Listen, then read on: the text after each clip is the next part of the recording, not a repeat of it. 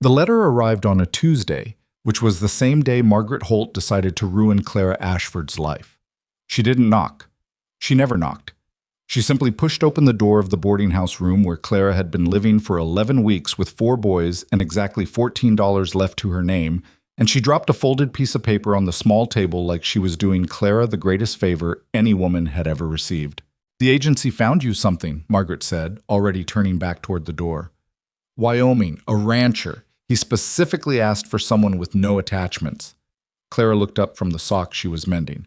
"No attachments meaning no children." Margaret's voice carried all the warmth of a January wind off the plains. "But I told them you were available. You can figure the rest out when you get there." She paused at the threshold. "The train leaves Thursday. If you miss it, don't come back asking me for another referral." She was gone before Clara could say a single word. Across the room, Noah, her youngest, 6 years old and small for his age, looked up from the floor where he'd been arranging buttons into the shape of a horse. He had heard everything. He always heard everything. "Are we going somewhere again, Mama?" he asked. Clara looked at that $14. She looked at her 4 sons. She looked at the paper Margaret had left behind. Then she picked it up and started reading. "If you've ever had to choose between a bad option and a worse one, and somehow found something worth keeping on the other side, this story is for you. Stay with me until the very end, because the moment that changes everything doesn't come when you expect it. And before we go any further, if this is your first time here, please subscribe and hit that notification bell so you never miss a story. Drop a like and leave a comment below telling me what city or country you're watching from. I want to see how far this story travels. Now let's go back to Wyoming, 1889, and meet a man who thought he was hiring a housekeeper, and ended up with something he never knew he'd been missing. The Mercer Ranch sat 14 miles outside of Carver's Bluff, Wyoming, at the end of a dirt road that became nearly impassable every November. Gideon Mercer had built the main house himself, 12 years ago, using timber he hauled from the North Ridge on a borrowed wagon. He'd built it for 2 people. Then, for 8 years, it had been a home. Then Ruth had died, and the house had become something else entirely. A place where a man slept and ate and worked and tried not to think too much about what used to fill the rooms. The kitchen was the worst of it. Ruth had loved that kitchen. She'd hung dried herbs along the window and kept a cracked blue bowl on the counter that she said brought good luck, and she'd hummed while she cooked. Always the same 3 songs, never in the right order. After she was gone, Gideon had stopped going into the kitchen unless he absolutely had to. For 4 years, he'd eaten cold beans out of a can more times than he could count, standing at the back door looking out at the pasture like the cows might offer him some explanation for why life had gotten so bleak. He had 7 ranch hands. Not one of them could cook worth a damn. Pete Dawson, his foreman, had tried making biscuits the previous February and produced something that the dogs refused to eat. The winter before that, 2 good men had quit specifically because of the food situation, and Gideon couldn't even argue with them. He'd understood. So in September of 1889, he'd written to the Hargrove Domestic Placement Agency in Denver, Colorado, with a very specific request.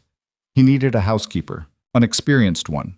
Preferably a widow, someone who understood hardship and wouldn't complain about the isolation or the cold, someone who could cook for 8 men, keep the house clean, and stay through at least 2 winters without deciding the arrangement wasn't worth it.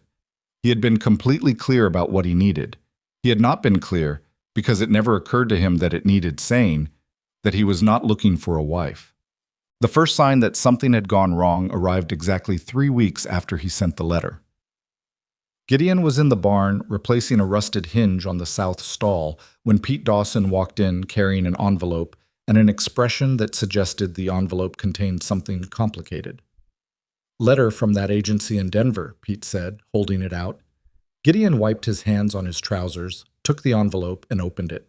The letter confirmed that a Mrs. Clara Ashford would be arriving on the October 4th eastbound train and was, the agency noted, very much looking forward to beginning her new life at the Mercer Ranch.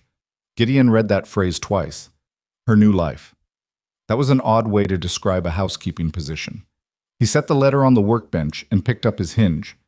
"They're sending someone," he told Pete. "Widow, coming Thursday." Pete nodded. "Good. Boys are starting to develop opinions about beans." Gideon went back to work. He didn't read the letter again. If he had read it more carefully, If he had noticed the careful language about new beginnings and partnership and a home built together, he might have written back to Denver immediately.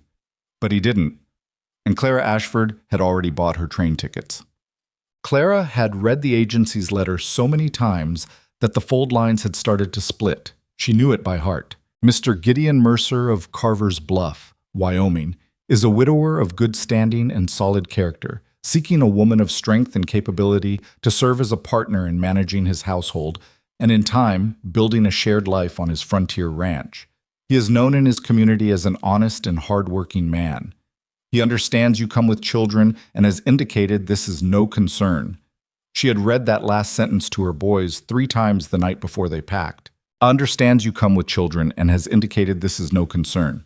Caleb, who was 15 and had his father's way of going quiet when he was thinking hard, hadn't said anything at all. He just started folding his shirts. Owen, 13, had asked 2 very specific questions. Was there a school nearby, and did the man own any books? Claire had told him she didn't know yet, and he'd nodded like that was an acceptable answer. Benjamin, Bun, who was 10 and had never once in his life had a problem filling silence, had immediately begun asking whether Wyoming had bears, rattlesnakes, mountain lions, wolves, or any combination of the above, and had seemed genuinely thrilled by the possibility of all 4. And Noah had climbed into Clara's lap, even though he was nearly 7 and getting too big for that, and had said very quietly, "Is he nice, Mama?" "I believe so," Clara had said. "Okay," Noah had said. And then he'd gone to sleep right there, and Clara had sat holding him for a long time in the dark, thinking about what she was doing and whether she was brave or just desperate, and honestly not being entirely certain which one it was. The train from Denver took most of a day and smelled like coal smoke and other people's lunches. Ben talked for approximately 6 of the 8 hours. He had theories about Wyoming geography, the migratory patterns of buffalo, and at one point attempted to explain to the man sitting across from them something he called the mathematics of ranch work, which he had invented himself. Caleb spent most of the journey looking out the window.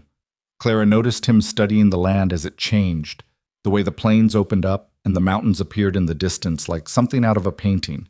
She recognized that look on his face. It was the same look his father used to get when he was deciding whether to trust something. Owen read. Noah slept with his head on Clara's arm and his mouth open, making small sounds that Clara had always privately found more comforting than almost anything else in the world. She was terrified. She sat in that rattling train car with her 4 sons and her 1 trunk of belongings, and a dress that was slightly too nice for the occasion because she'd wanted to make a good impression, and she was more frightened than she'd been since the morning 2 years ago when the doctor had come out of the bedroom and looked at her the way doctors look when the news is the worst kind. After Thomas died, there had been 3 months of trying to manage on her own. Then the money had run out. Then the house had gone. Then her sister-in-law, who had seemed like an ally, had made it very clear that 4 children were more than she'd bargained for.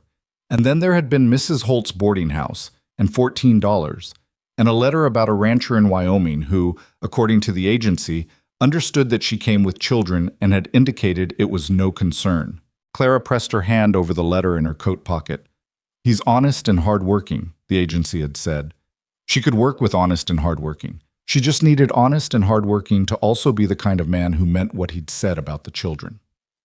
The station at Carver's Bluff was 3 weathered boards and a roof. There was no one there to meet them. Clara stood on the platform with her trunk and 4 boys and looked at the empty road and tried to decide if this was a bad sign.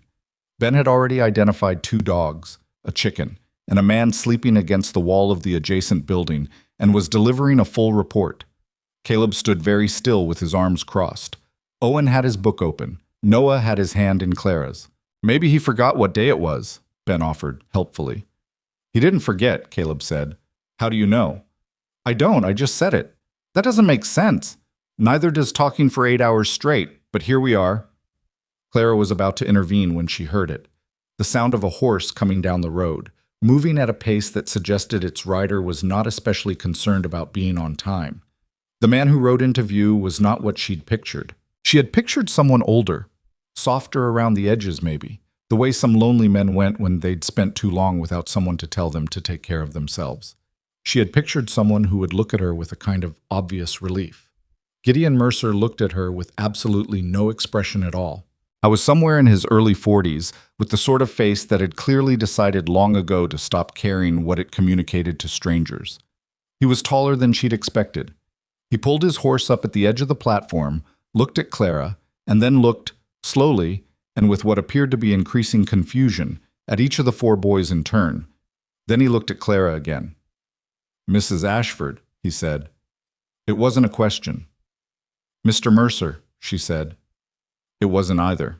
A silence passed between them that contained, Clara would later think, at least 40 separate conversations that neither of them was prepared to have. Then Noah, because Noah had never once successfully waited for the right moment in his life, stepped forward and said, "Mama says you have horses. Do you have a lot of horses, or just regular horses?" Gideon Mercer looked down at the small boy standing in front of him with his hands in his pockets and his chin lifted in that particular way he had, the way that made him look simultaneously hopeful and ready to be disappointed. Something shifted in Gideon's expression. It wasn't warmth, exactly. It was something harder to name, like a muscle that had been held tight for a very long time, moving just slightly in a direction it had forgotten. "I've got 11 horses," he said. "That's a lot," Noah said, satisfied. "It's enough," Gideon agreed. He had a wagon. He loaded Clara's trunk without asking for help, and without commenting on how heavy it was, which it was, because Clara had packed every book she owned, and she owned quite a few. He said nothing when Ben immediately climbed up onto the wagon seat and began peppering him with questions about the ranch. He said nothing when Owen walked around to inspect the horse with the focused attention of a man appraising livestock. He said nothing when Caleb hung back on the platform for a moment, watching him with those careful eyes before climbing into the wagon bed. He drove. Clara sat beside him on the bench and held Noah in her lap because the wagon road was rough, and Noah had a tendency to bounce. And she waited for the moment when Gideon Mercer would turn to her and ask the question she had been dreading since she stepped off the train. It didn't come. He drove for 3 miles without saying a single word. Ben's questions filled the silence. "Does your ranch have cattle? How many? What about chickens? Do you like chickens?" "My brother Caleb doesn't like chickens, but I think they're interesting."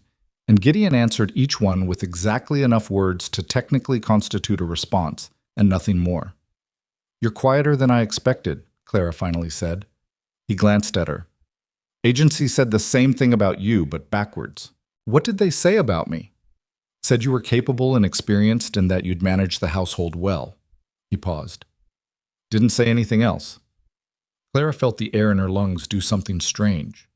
"What did they say to you?" she asked carefully. "In their letter, about the arrangement." Another silence. "Said I'd be getting an experienced housekeeper," Gideon said. "Someone who understood ranch life, could cook, manage the house, handle the isolation." Clara looked at her hands. "And what did they say to me," she said more quietly, "was that you were a widower looking for a partner, someone to build a life with, that you knew I had children and had no objection." The wagon rolled on. A hawk passed overhead.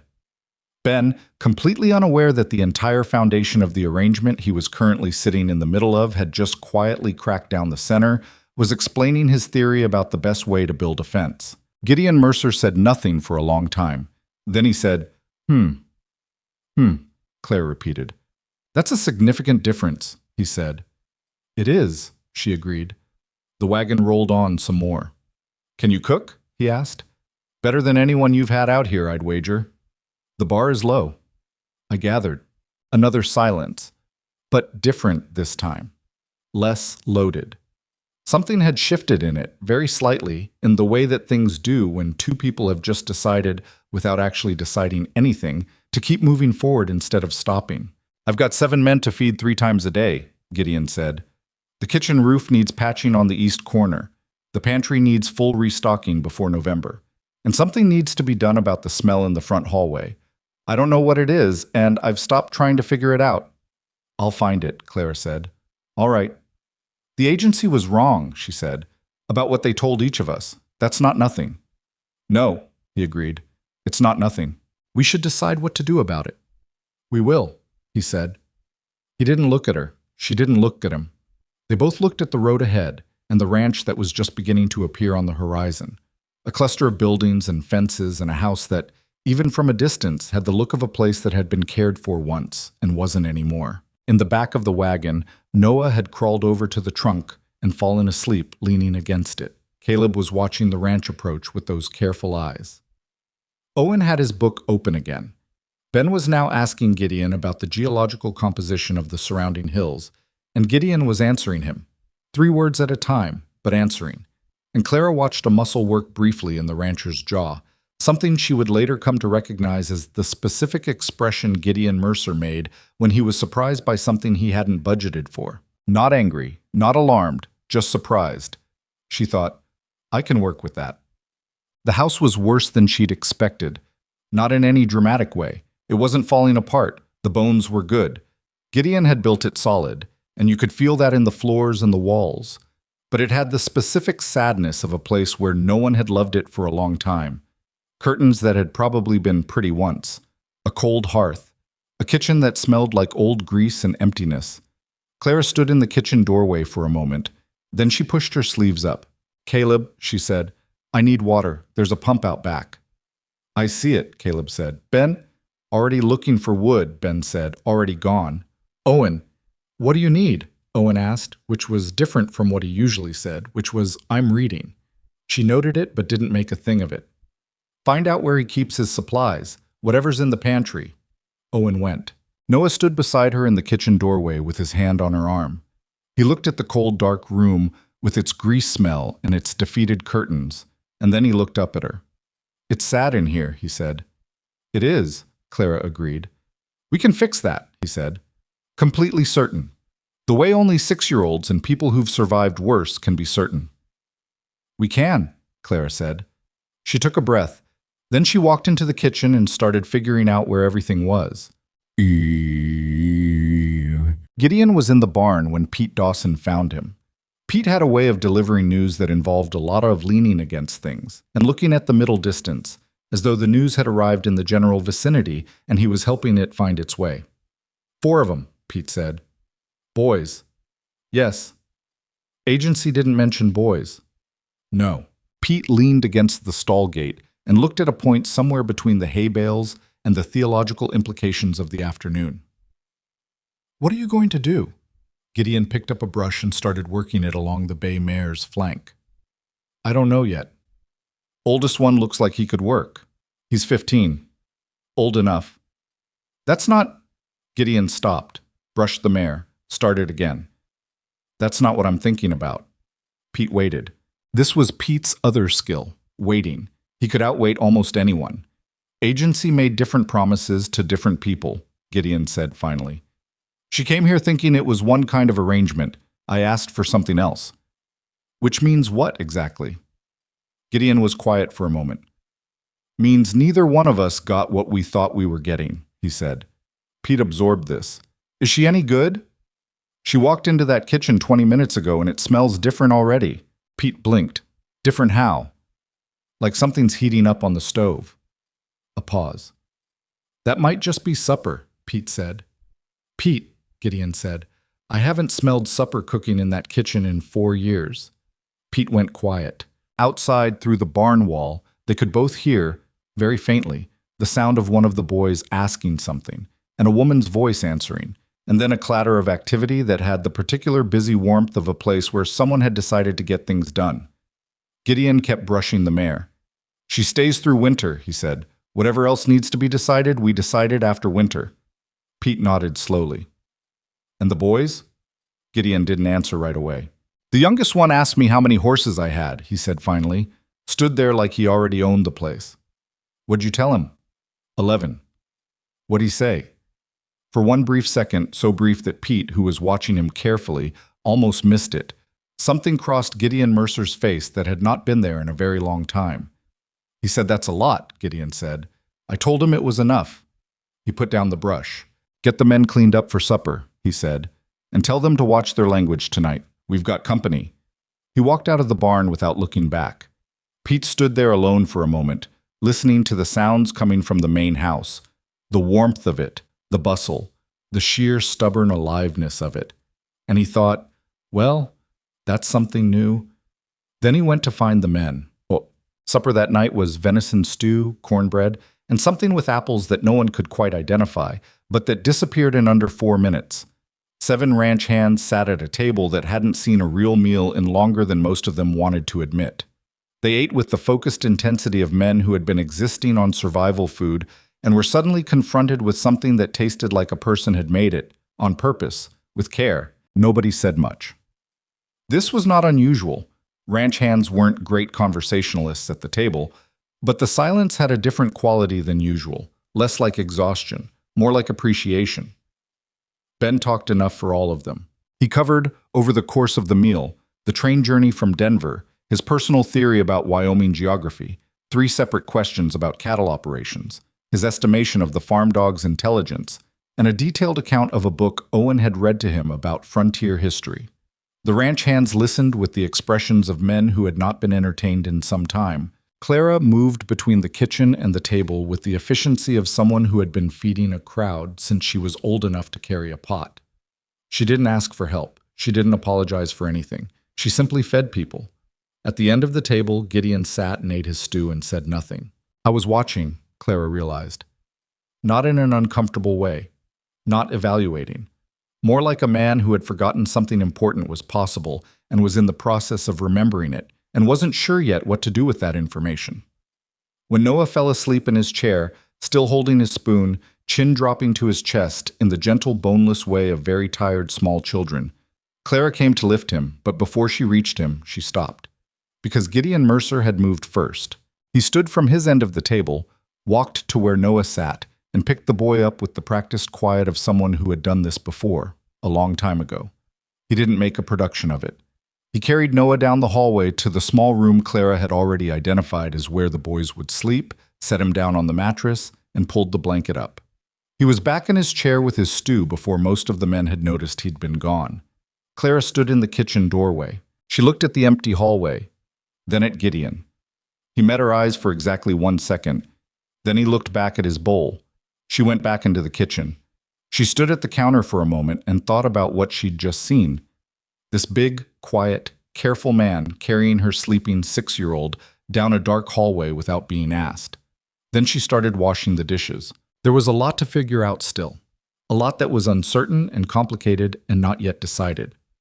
The agency had made a mess of things, and she and Gideon Mercer hadn't sorted it out yet. Not really. Not in any formal way.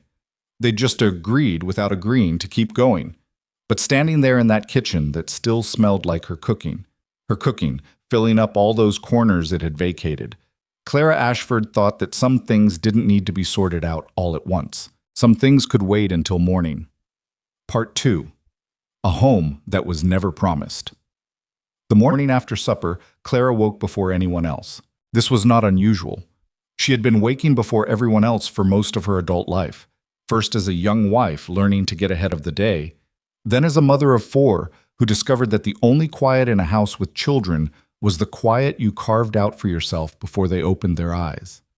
She lay still for a moment in the narrow bed in the room Gideon had assigned her, listening to the sounds of the ranch before dawn. Wind moving through the eaves, something shifting in the barn. The particular deep silence of a place that had no neighbors within earshot. She had not slept well. That was honest. The bed was fine and the room was cold but manageable, and none of that was the problem. The problem was the thing she and Gideon Mercer had not finished talking about, which sat in the back of her mind the way unfinished business always did. Not loud, just present, like a door left slightly open in winter. She got up, dressed in the dark, and went to the kitchen. The stove was cold. She built the fire herself, which took 3 attempts because the wood was slightly green and the damper needed adjusting. And by the time the first flame caught, she had already added fix the damper and find drier wood to the list she was keeping in her head. The list was getting long. It had started on the wagon ride in and had not stopped growing since. She put water on for coffee. Then she stood at the kitchen window and looked out at the dark yard and the dark barn and the dark shape of the mountains beyond. And she thought, all right, here we are. Now what? The answer to that question was eggs, biscuits, and a clear head, in that order. She found eggs in a basket near the back door. Someone had been collecting them, at least, which meant the chickens hadn't been entirely neglected. She found a decent amount of flour, baking powder that was probably still good, a little lard, and salt. She found coffee beans and a grinder and got to work. She was rolling out biscuit dough when she heard footsteps in the hallway. She knew before he appeared in the doorway that it was Gideon. Not because she recognized his step, she didn't, not yet, but because the footsteps had the deliberate quietness of a man who was trying not to wake anyone, and only a man who had been alone in a house for a long time would think about that. He stopped in the kitchen doorway when he saw her. She glanced at him. "Coffee's almost ready." He came in and got himself a cup without being told where the cups were, which meant he at least used his own kitchen occasionally, even if the results were poor. He stood at the counter on the other side of the room and drank his coffee and watched her work. "You're up early," he said. "So are you." "I'm always up early." "So am I," she said. A pause. Not uncomfortable. Just two people occupying the same kitchen space before the rest of the world had any opinions about it. "About yesterday," he said. Clara kept her hands on the dough. "What about it?" "We didn't finish deciding." "No," she agreed. "We didn't." Another pause. He drank his coffee. "The way I see it," Gideon said, "the agency made promises to both of us that it had no business making. That's not something either of us caused, but we're both standing in the middle of it." "Yes. So," he set the cup down on the counter, "I need a housekeeper. I need someone who can cook, manage the house, and stay through winter. I have the wage for that. What I asked for and what I need are the same thing." Clara cut the biscuits and started laying them in the pan. "And my boys." "Your boys can work," he said, "the oldest one especially. I can use hands. I'll pay the boy a fair wage for whatever he's able to do, if he wants it." "He'll want it," Clara said. "He'd work himself into the ground before he'd take charity." Something moved briefly across Gideon's face. Recognition, maybe. That's a useful quality. It's also an exhausting one when you're his mother. He almost smiled. Not quite, but almost. It was enough that Clara noticed it, filed it away, and continued laying biscuits. "The other boys," she said, "they're children. They're not here to be ranch hands." "I know that. They'll be underfoot sometimes. They'll be loud. Ben especially. And I need you to understand that Ben is a category of loud that most people are not prepared for. I noticed that last night." "And?" Gideon was quiet for a moment. "And I've had 7 men living on this ranch for 4 years, he said. "I think I can manage one 10-year-old. Clara looked at him then, really looked at him, for the first time since the wagon ride. In the growing morning light from the window, he was not exactly what she'd noticed at the station. The stillness she'd read as blank was something else up close. It was the stillness of a man who had trained himself not to react until he'd had time to think. She'd known men like that. Her father had been like that. It wasn't coldness. It was just a different way of being careful. "This isn't the arrangement either of us expected," she said. "No. But you're willing to make it work." "I wouldn't have driven 14 miles to the station if I wasn't willing to make it work," he said. "I'd have written back to the agency." "Why didn't you?" He picked up his coffee cup again. "I don't know yet," he said. "Ask me in the spring." Clara looked at him for one more second. Then she put the biscuits in the oven. "All right," she said. "We'll try it." "We'll try it," he agreed. He took his coffee and went back out toward the barn, and Clara stood in the kitchen alone, listening to the fire in the stove, and the wind outside and the distant sound of her boys beginning to stir down the hall, and she thought, this is not what I thought it was going to be. But maybe that's not the worst thing. She'd thought that before and been wrong. She was aware of that. But she'd also been right a few times. She got started on the gravy. The first week was a negotiation that nobody formally acknowledged as one. It happened in small moments. Caleb showing up at the barn the second morning without being asked, standing at the door until Pete Dawson noticed him and put him to work. The way the ranch hands started taking their boots off before coming into the kitchen. Not because anyone had told them to, but because the kitchen had become a different kind of space, and they could feel it even if they couldn't have explained it. Owen searching the main room shelves and then appearing in the kitchen doorway, holding 2 books and asking Clara in a very careful voice if she thought Mr. Mercer would mind if he borrowed them. Ben discovering that the oldest ranch hand, a weathered man named Crutch, who had been on the Mercer property for 11 years and hadn't laughed since approximately 1884, would respond to direct questions about horses with something approaching enthusiasm if you asked the right way. And Noah. Noah was everywhere. He had no strategy about it. That was the thing. He didn't try to make himself useful or endear himself or be on his best behavior. He simply existed in every space on the ranch with the absolute confidence of a child who has not yet learned to ask whether he's welcome. He followed Gideon at a distance for most of that first week, not pestering him, just present. The way a dog will keep you company without requiring you to do anything about it. Gideon said nothing about this. He didn't send the boy away. Clara watched him not sending Noah away, and said nothing about that either. By the end of the first week, she had discovered the source of the smell in the front hallway. It was a decomposing field mouse inside the wall near the baseboard, which required removing a section of baseboard, removing the mouse, and replacing the baseboard. She did the first part herself, had Ben do the second part, because he was the only one who expressed genuine enthusiasm for the task, and asked Caleb to help her with the third part after supper. Caleb was good with his hands, better than she'd realized, which was saying something, because she'd watched him rebuild a chair leg when he was 12, using nothing but a pocket knife, and whatever wood he could find, and she'd thought then that he had his grandfather's hands. He measured twice on the baseboard. He didn't rush. "You're watching him," Caleb said, without looking up from the baseboard. Clara, who had in fact been watching Gideon through the front window as he talked with Pete in the yard, looked back at the baseboard. "I'm watching a lot of things." "Is this going to work?" Caleb asked. "I don't know." He looked up at that. Caleb was the one person in Clara's life, possibly the one person in her life, period, who preferred a straight answer to a comforting one, even when the straight answer wasn't good. She'd always respected that about him, and also found it, at 15, slightly exhausting. "He seems all right," Caleb said, carefully neutral. "He seems like a man who's been on his own too long," Clara said. "Those aren't always the same thing." Caleb held the baseboard in place. "He carried Noah to bed." "I know." "Without being asked." "I know, Caleb." Her son was quiet for a moment. He pressed the baseboard flush against the wall and held it steady. "I'm not saying it changes everything," he said. "I'm just saying I noticed." "So did I," Clara said. She handed him the first nail. The second week brought the first real trouble. It came in the form of a man named Holt, which was a name Clara now associated with difficulty, though this Holt was no relation to Margaret. His name was Drumholt, and he was one of the 7 ranch hands, and he was the one who had not taken his boots off before coming into the kitchen, not even after the others started doing it. He was somewhere in his late 30s, with the specific manner of a man who had been the most experienced person in a room for long enough that he'd forgotten what it felt like not to be. The problem began over biscuits, which was, Clara would later think, exactly the kind of thing trouble does.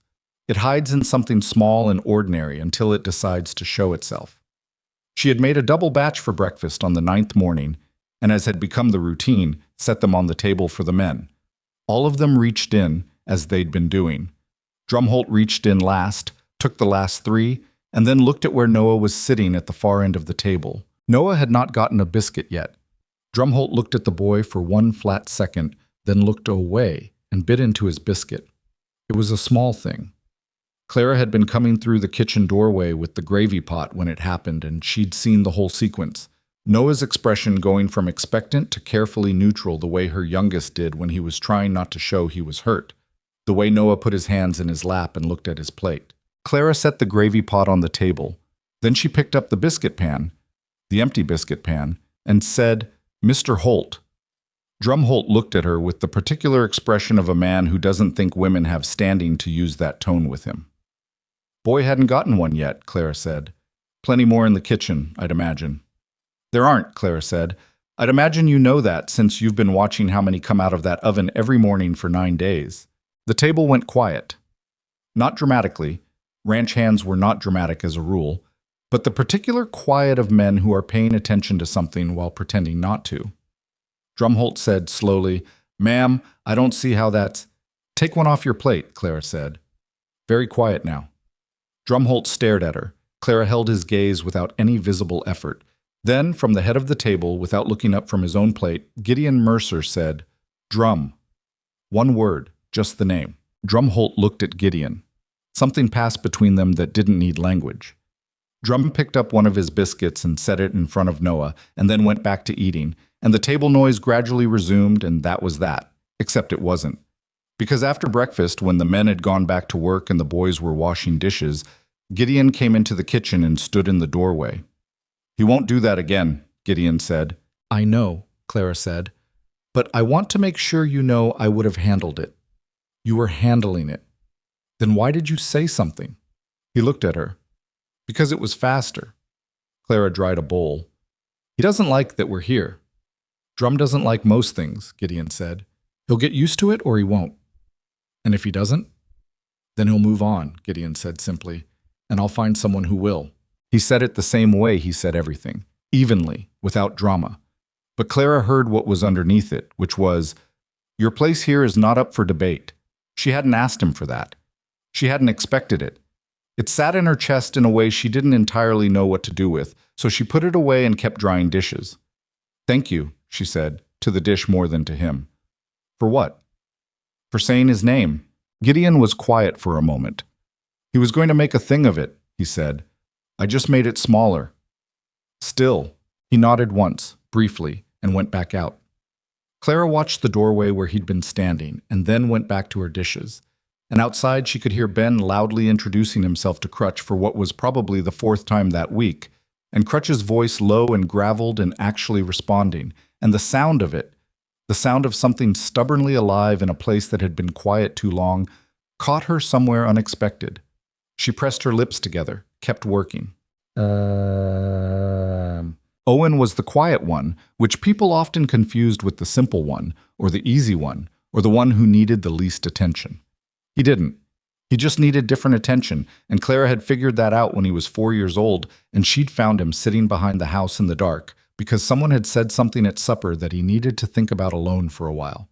He'd been doing it ever since. She found him on the north side of the barn at the end of the second week, sitting with his back against the wall, and a book open in his lap that he wasn't reading. He was looking at nothing in particular in the middle distance, which meant he was thinking hard about something specific. Clara sat down next to him. How are you doing? She asked. Fine. Owen. He closed the book. He's lonely, Owen said. Mr. Mercer. Clara waited. Not in the way where he doesn't have people around, Owen said. He has 7 men he talks to every day. It's a different kind.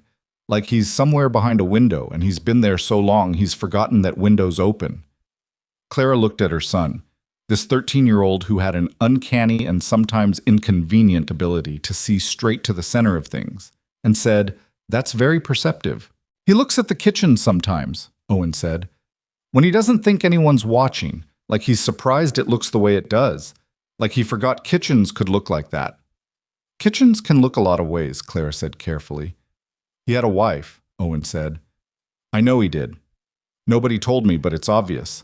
The way the house is set up, the hooks by the door, the shelf height in the pantry, someone who wasn't him decided those things, and then stopped. Clara was quiet. I don't think he's sad exactly, Owen said slowly, working it out. I think he forgot what it felt like to not be sad. So now he doesn't know the difference. Clara put her hand on the back of her son's neck, the way she'd been doing since he was small. When did you get so old? She said.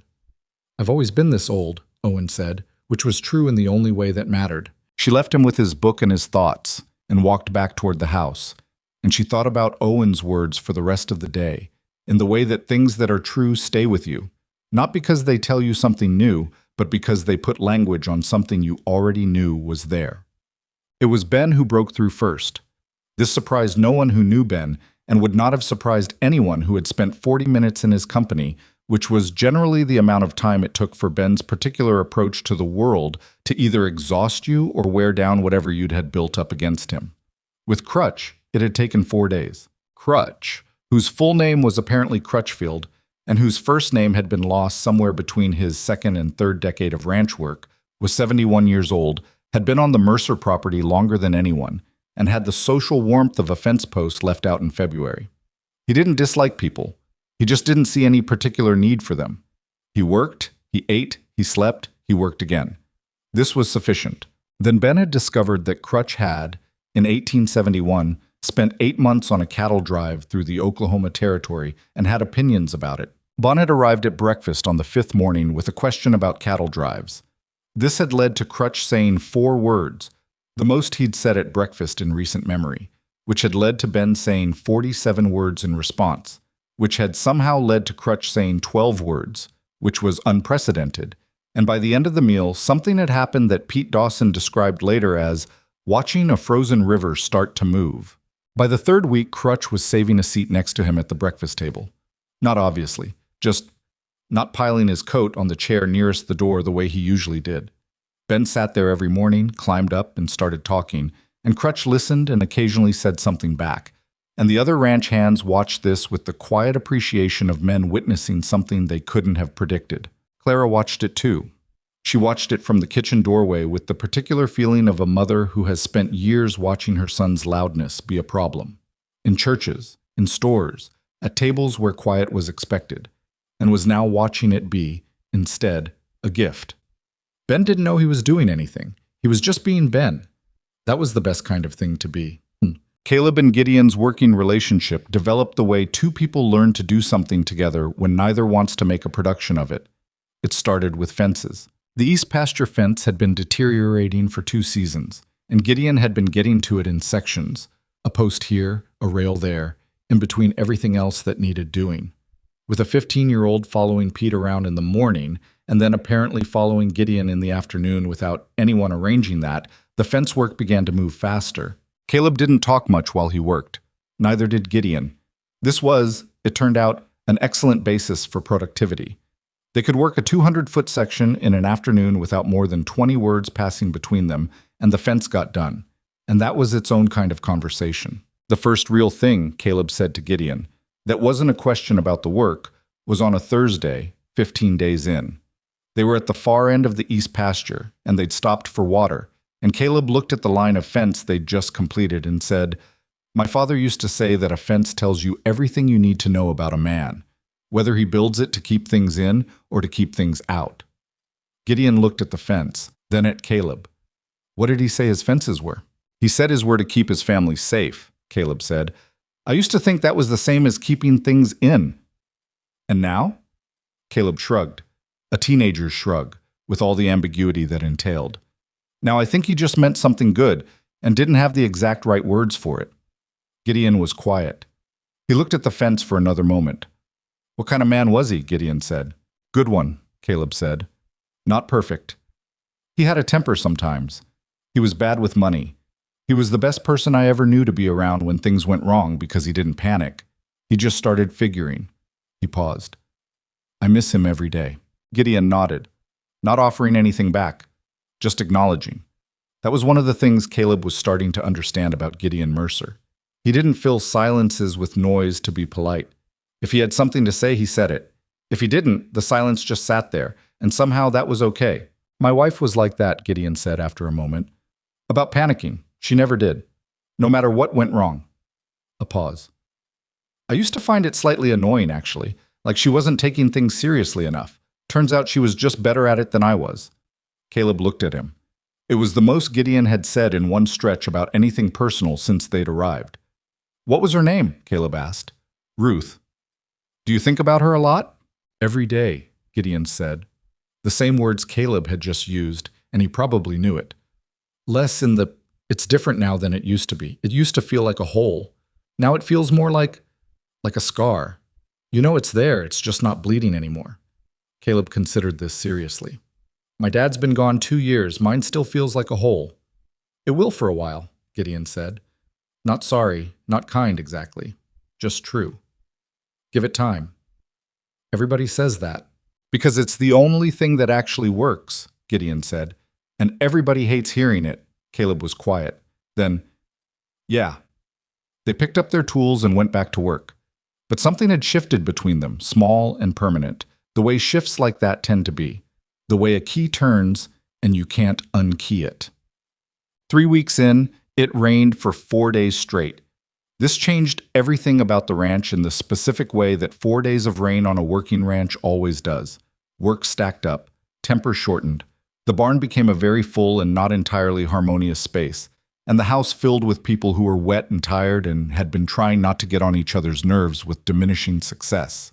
On the second day of rain, one of the younger hands, a 20-year-old named Russ, came into the kitchen at noon, soaked to the skin and in the specific foul mood of someone who had slipped in mud twice that morning and was looking for somewhere to put his frustration. He sat down at the table with his arms crossed and said, To no one in particular.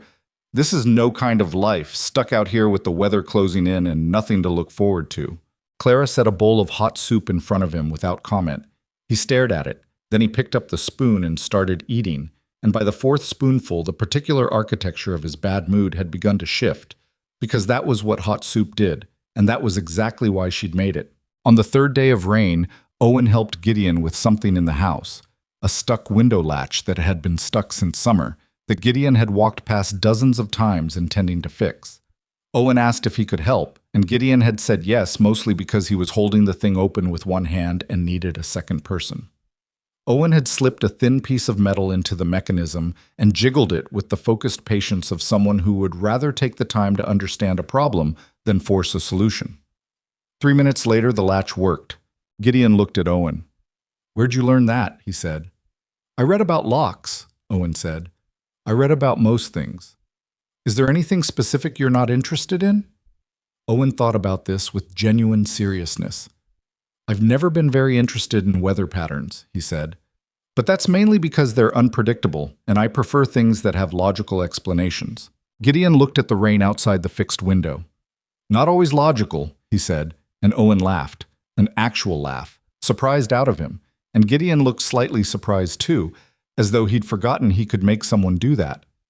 On the fourth day of rain, when everyone was tired and irritable, and the barn smelled aggressively like wet animals and men, Drumholt came into the kitchen for the third time that day and said something about the cornbread being too dry. Clara was tired. She was tired and damp, and she'd been on her feet since 4 in the morning, and she had, by that point, a list of ranch improvements in her head long enough to fill a ledger book, and an awareness that none of them were going to happen quickly. She was not, on the fourth day of rain, in the mood for Drumholt. "If you'd like to make the cornbread," she said, not turning from the stove, "I will happily give you my spot." "That's not what I said." "No," Clara agreed. "You said it was too dry, which is a way of saying you'd prefer it done differently, which is fine. You're welcome to do it differently." Drumholt looked at the back of her head. "I just meant—" "I know what you meant," Clara said. She turned around then, and she had the particular expression on her face that her children had learned, over years, meant that a line had been crossed, and she was making a decision about it. "Mr. Holt, you've been working here a long time. That's obvious, and I have respect for it. But I'm going to need you to decide something in the next few days, because it's starting to take up space." "Decide what? Whether you want things here to be better than they were, or whether you preferred them worse because at least they were familiar." She kept her voice even. Not cold, not sharp, just clear. "Because if you want them better, I can work with you on that. If you'd rather them worse, that's going to be a problem for both of us." The kitchen was quiet. Rain against the windows. Drumholt looked at her for a long second. His jaw moved slightly, the way a man's jaw moves when he's swallowing several things at once. Then he said, "The cornbread was fine." "I know," Clara said. She turned back to the stove. "Supper in an hour." He left. Clara stood at the stove with her hand on the pot handle and let out a breath very slowly and quietly, so that no one who might have been listening from the hallway would hear it. 2 minutes later, she heard from the hallway one set of footsteps moving away, and then, further back, quieter. Another set that paused for a moment outside the kitchen door and then moved on toward the front of the house. She didn't know for certain that the second set was Gideon's, but she had a feeling. It was Noah who changed things with Gideon in a way that none of the other children could have managed, precisely because Noah wasn't trying to change anything. He was just being a small boy who had decided, on a fundamental level, that Gideon Mercer was already his. He'd started leaving things outside Gideon's door, not valuable things. A smooth stone he'd found near the creek, a jay feather, very blue, that he'd picked up near the water trough, a small drawing he'd done of the 11 horses, which were all roughly the shape of potatoes but clearly horses in intent. He never mentioned doing it. He never waited for a reaction. He just left them there in the morning and went off to do whatever he was doing, and if Gideon noticed, and Clara was fairly certain Gideon noticed everything, he said nothing about it. Until the morning. Clara found the stone and the feather on the windowsill of Gideon's bedroom, arranged carefully next to each other, which meant he'd picked them up off the floor and put them somewhere intentional. She saw it when she went to open the window for airing, and she stood there for a moment looking at a smooth stone and a blue feather sitting on a windowsill in the morning light, and she thought that this was one of those things she was going to remember for a long time. Not because it was dramatic, because it wasn't. That evening, Gideon came into the kitchen after supper. The men had gone to the bunkhouse. The boys had gone to bed except Owen, who was reading near the stove, and he set a small carving on the counter next to where Clara was working. It was a horse, simple, about 3 inches tall, clearly made from a scrap of fence wood. Not fancy, but unmistakably a horse, and made with the kind of careful attention that you give something when it matters to you that it's done right. "For the boy," Gideon said. Then he went back out. Clara looked at the little wooden horse. Owen looked up from his book. "You should probably make sure Noah sees that tonight," Owen said. "If you wait until morning, he'll be too excited, and then he won't sleep, and then he'll wake up Ben, and then none of us will sleep." Clara picked up the little horse. It was warm from Gideon's pocket, where he'd been carrying it. She hadn't thought about that until she was already thinking about it, and then she thought about it for a while. "Owen," she said, "go to bed. I'm reading." "I know, go to bed." Owen went to bed. He took his book. Clara stood in the kitchen alone with the little wooden horse and the quiet that had settled into that space over the past 3 weeks. A different quiet than the quiet she'd found on the first day. Less empty, more like rest. She set the horse carefully on the counter where Noah would see it at breakfast, and then she finished tidying the kitchen, and then she went to bed herself, and she lay in the dark and listened to the sounds of the ranch at night. The horses, the wind, the distant call of something out on the plain. And she thought about what Owen had said. Like he's somewhere behind a window, and he's been there so long he's forgotten that windows open. She thought about the smooth stone on the windowsill. She thought about a little wooden horse. She thought, all right. That was all she thought. Just that. All right. Because some things didn't need more words than that. Some things were just the truth of what was happening, and you either accepted it or you spent all your time fighting something that was already real. Outside, the Wyoming night was cold and clear, and the stars over the ranch were the kind that only come out far from towns, enormous and indifferent, and somehow, in their indifference, more comforting than smaller skies. The ranch settled around her. The house made its nighttime sounds.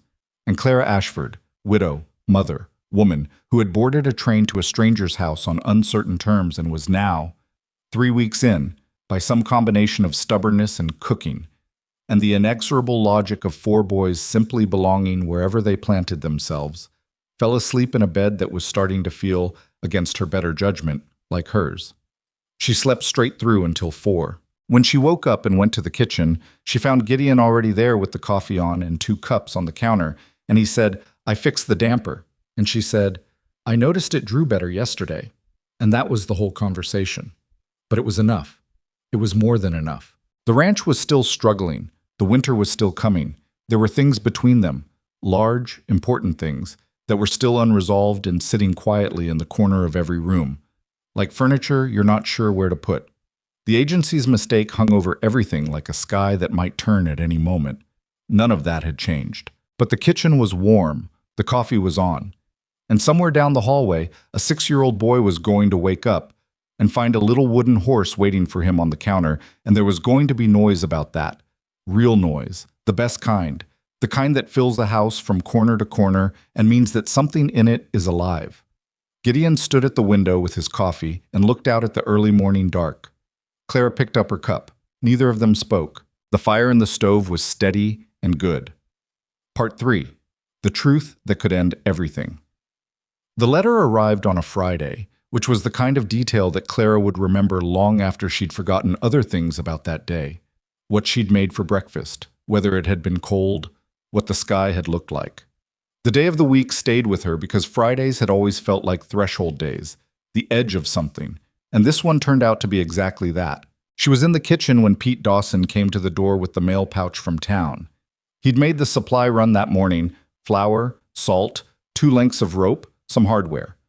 Gideon needed for the South Barn, and he'd picked up whatever had accumulated at the Carver's Bluff post office in the past 2 weeks.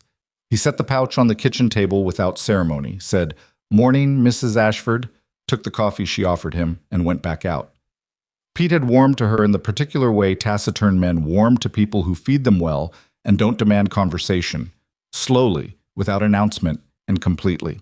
Clara sorted through the mail the way she'd been doing it for the past several weeks, separating what was obviously for Gideon, ranch business, a seed catalog, a letter from somewhere in Nebraska in a handwriting she didn't recognize, from what had come for her, which was usually nothing. Today there was something. An envelope from the Hargrove Domestic Placement Agency in Denver. She looked at it for a moment. Then she set it aside and finished sorting the rest of the mail. She put Gideon's things on the corner of the counter where he'd taken to picking them up each afternoon. She poured herself a cup of coffee. She sat down at the kitchen table. Then she opened the letter. It was 2 pages. The agency's letterhead at the top, that particular combination of formal language and cheerful tone that people use when they're trying to make bureaucratic corrections sound like good news. Clara read it once quickly. Then she set it down and sat with it for a minute. Then she read it again, more slowly, the way you read something a second time when the first reading has told you something you weren't expecting, and you want to make sure you understood it correctly. She had understood it correctly. The letter was an apology. Specifically, it was an apology from a Mr. Hargrove himself, the senior partner, not the clerk who had apparently handled their case, for what he described as a significant administrative error in the processing of Mr. Mercer's request and Mrs. Ashford's application. The error, he explained carefully, was this. 2 different staff members had handled the 2 sides of the placement.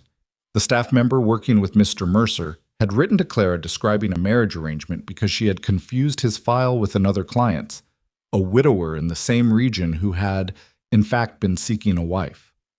The staff member working with Clara had told her the prospective employer had no concerns about her children because that note was in the other man's file, not Gideon's. Both staff members had since been let go. Mr. Hargrove was deeply sorry for any inconvenience or confusion this may have caused. He wanted to assure Mrs. Ashford that Mr. Mercer's original request had been for a housekeeper only, and that if she found her current situation untenable in light of this clarification, the agency would do its best to find her another suitable placement, though he noted that the season was late and options were becoming. He also wanted to assure her that he had written separately to Mr. Mercer to clarify the nature of the original request, so that both parties would be working from accurate information going forward. Clara folded the letter. She put it back in its envelope. She sat at the kitchen table in the home she had been building for 5 weeks, in the kitchen that smelled like her cooking and had her dried herbs on the windowsill in her cracked blue bowl. She'd brought it from home, the one she said brought good luck, the one that had been her mother's, on the counter next to the stove, and she thought about what it meant that the letter from Mr. Hargrove was telling her something she had already known for 5 weeks. She had known it on the wagon ride from the station. She had known it when Gideon said the agency said I'd be getting an experienced housekeeper. And she'd felt the floor shift slightly under the thing she'd been standing on. She had known it, and she'd told herself it didn't matter, that what mattered was the work and the arrangement and the fact that her children were sleeping safely and eating well and slowly beginning to unclench. The letter didn't change anything she hadn't already known, but there was something about seeing it written down, official, on agency letterhead. Something about the words Mr. Mercer's original request had been for a housekeeper only. It was one thing to know a thing. It was another thing to have it stated plainly in black ink on white paper, because written things had a way of making everything solid that had previously been soft around the edges. She was the housekeeper. She had always been the housekeeper. She had known that. She had known that.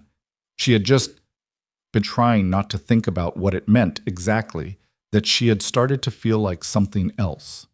She did not tell anyone about the letter that day. She made lunch, she made supper, she made sure Noah ate his vegetables. She listened to Ben's ongoing theory about the migratory patterns of the particular crow that had been showing up near the water trough every morning.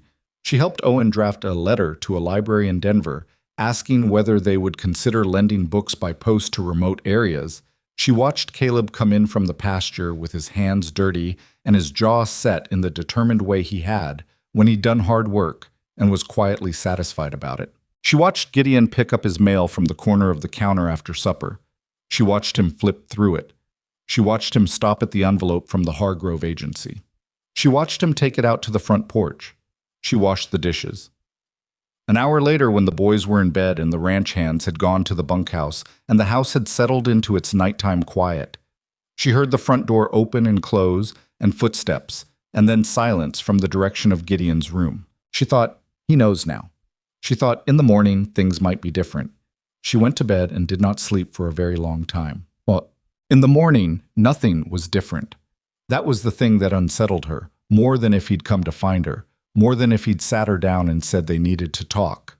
He came to the kitchen at the same time he always came. He poured his coffee the same way. He stood at the window the same way. He said, "Morning." She said, "Morning." He said nothing about the letter. She said nothing about the letter. He took his coffee and went out to the barn. Clara stood at the stove and thought, "What does that mean?" And then she thought, "I don't know what that means." And then she thought, "I can't spend the whole day not knowing what that means." And then she spent the whole day not knowing what that means, because she had 7 men to feed and 4 children to manage, and a list of ranch tasks that had not gotten any shorter. By the 3rd day, the silence about the letter had become its own kind of weight. Not hostile, just present. She and Gideon moved around each other in the kitchen and the house the way they always had, with the easy practicality they'd built up over 5 weeks. But there was something different in it now. A carefulness, maybe, on both sides. A person watching where they stepped. It was Owen who noticed first, because Owen always noticed first. "Something happened," he said to Clara on the 2nd evening, not as a question. "Something always happens," Clara said. "Something specific," Owen said. She looked at her son. 13 years old and entirely too perceptive for everyone's peace of mind, including his own. She decided, not for the first time, that Owen deserved more honesty than she sometimes gave the other boys. Not because she favored him, but because he would find the thing out anyway, and it was better that he found it from her. "The agency wrote to us," she said, "to me and to Mr. Mercer. They confirmed that there was a mistake, that he asked for a housekeeper, and I was told it was something more than that." Owen was quiet for a moment. "You already knew that?" "Yes." "So why did the letter change things?" Clara thought about how to explain this to a 13-year-old. She thought about what her mother would have said. "You know something in one way," she said, "and then you know it in another way. And sometimes the second way feels different, even if the facts are the same." Owen considered this seriously, the way he considered everything. "So what are you going to do?" "I'm going to keep doing my job," Clara said, "because that's what I came here to do, and because we're staying through winter regardless, and because your brothers need stability more than they need me to have an emotional crisis in November." "You're not having an emotional crisis." "I know, I just said I wasn't." "You look like you're having a very controlled one." Clara looked at him. "Owen?" "Yes?" "Go read a book." "I am reading a book," he said, and held it up to demonstrate, and went back to his chair by the stove. It was a Wednesday, 10 days after the letter arrived, that Gideon finally said something. He came in from the barn at midday. Unusual. He didn't generally come in for the noon meal. He ate with the men. And Clara was alone in the kitchen, the boys having scattered to their respective corners of the ranch. He stopped in the doorway. She was cutting bread. She heard him stop and waited because she'd learned in 6 weeks that you waited with Gideon. He would get there. "I wrote back to the agency," he said. Clara set down the bread knife. She turned around. "I told them the arrangement stands," he said, "that you're employed here as my housekeeper and that there's no issue to resolve." She looked at him. He was looking somewhere in the general vicinity of the kitchen table, not directly at her, which was how he looked when he was saying something he'd thought about carefully and didn't want interrupted. "All right," she said. "I should have said something when the letter came," he said. "I didn't know what to say." "Neither did I. I want to be clear that—" He stopped. Tried again. "I want you to know that how you came here, what you were told, that's not something I hold against you. You came in good faith. So did I. Neither of us caused the problem." "I know that," Clara said. "And the arrangement works," he said. "Whatever the agency intended or didn't intend, what you're doing here, what you've done here, it works. The house runs. The men work better. It works." Clara waited to see if there was more. There wasn't, apparently. He had said the thing, and now he was done saying it, and he reached for the bread she'd been cutting and took a slice with the matter-of-factness of a man who considers a difficult conversation finished once the necessary points have been made, which was a way of being in the world that Clara found both maddening and, in that specific moment, oddly comforting. "Gideon," she said. He looked at her. "Thank you," she said. "For being clear." He nodded. He took his bread and went back to the barn. Clara turned back to the counter and finished cutting the bread and tried to identify the specific feeling that had settled in her chest, which was not happiness exactly, and not sadness exactly, and not relief exactly, but some combination of all three that didn't have a clean name. She was the housekeeper. He had confirmed it. The arrangement worked. These were good things. These were the only things she'd asked for when she'd boarded that train. She repeated this to herself twice and got on with cutting the bread. What she did not expect, in the days that followed, was Drumholt. She'd thought, after the cornbread incident, after the rain, after whatever had shifted in the kitchen that day when she'd made him decide, that they'd reached a kind of equilibrium, not warmth, but a functional distance, the way coworkers sometimes manage when they don't like each other but have agreed, without saying so, to stop making it everyone else's problem. What she hadn't accounted for was that Drumholt had been doing his own calculations.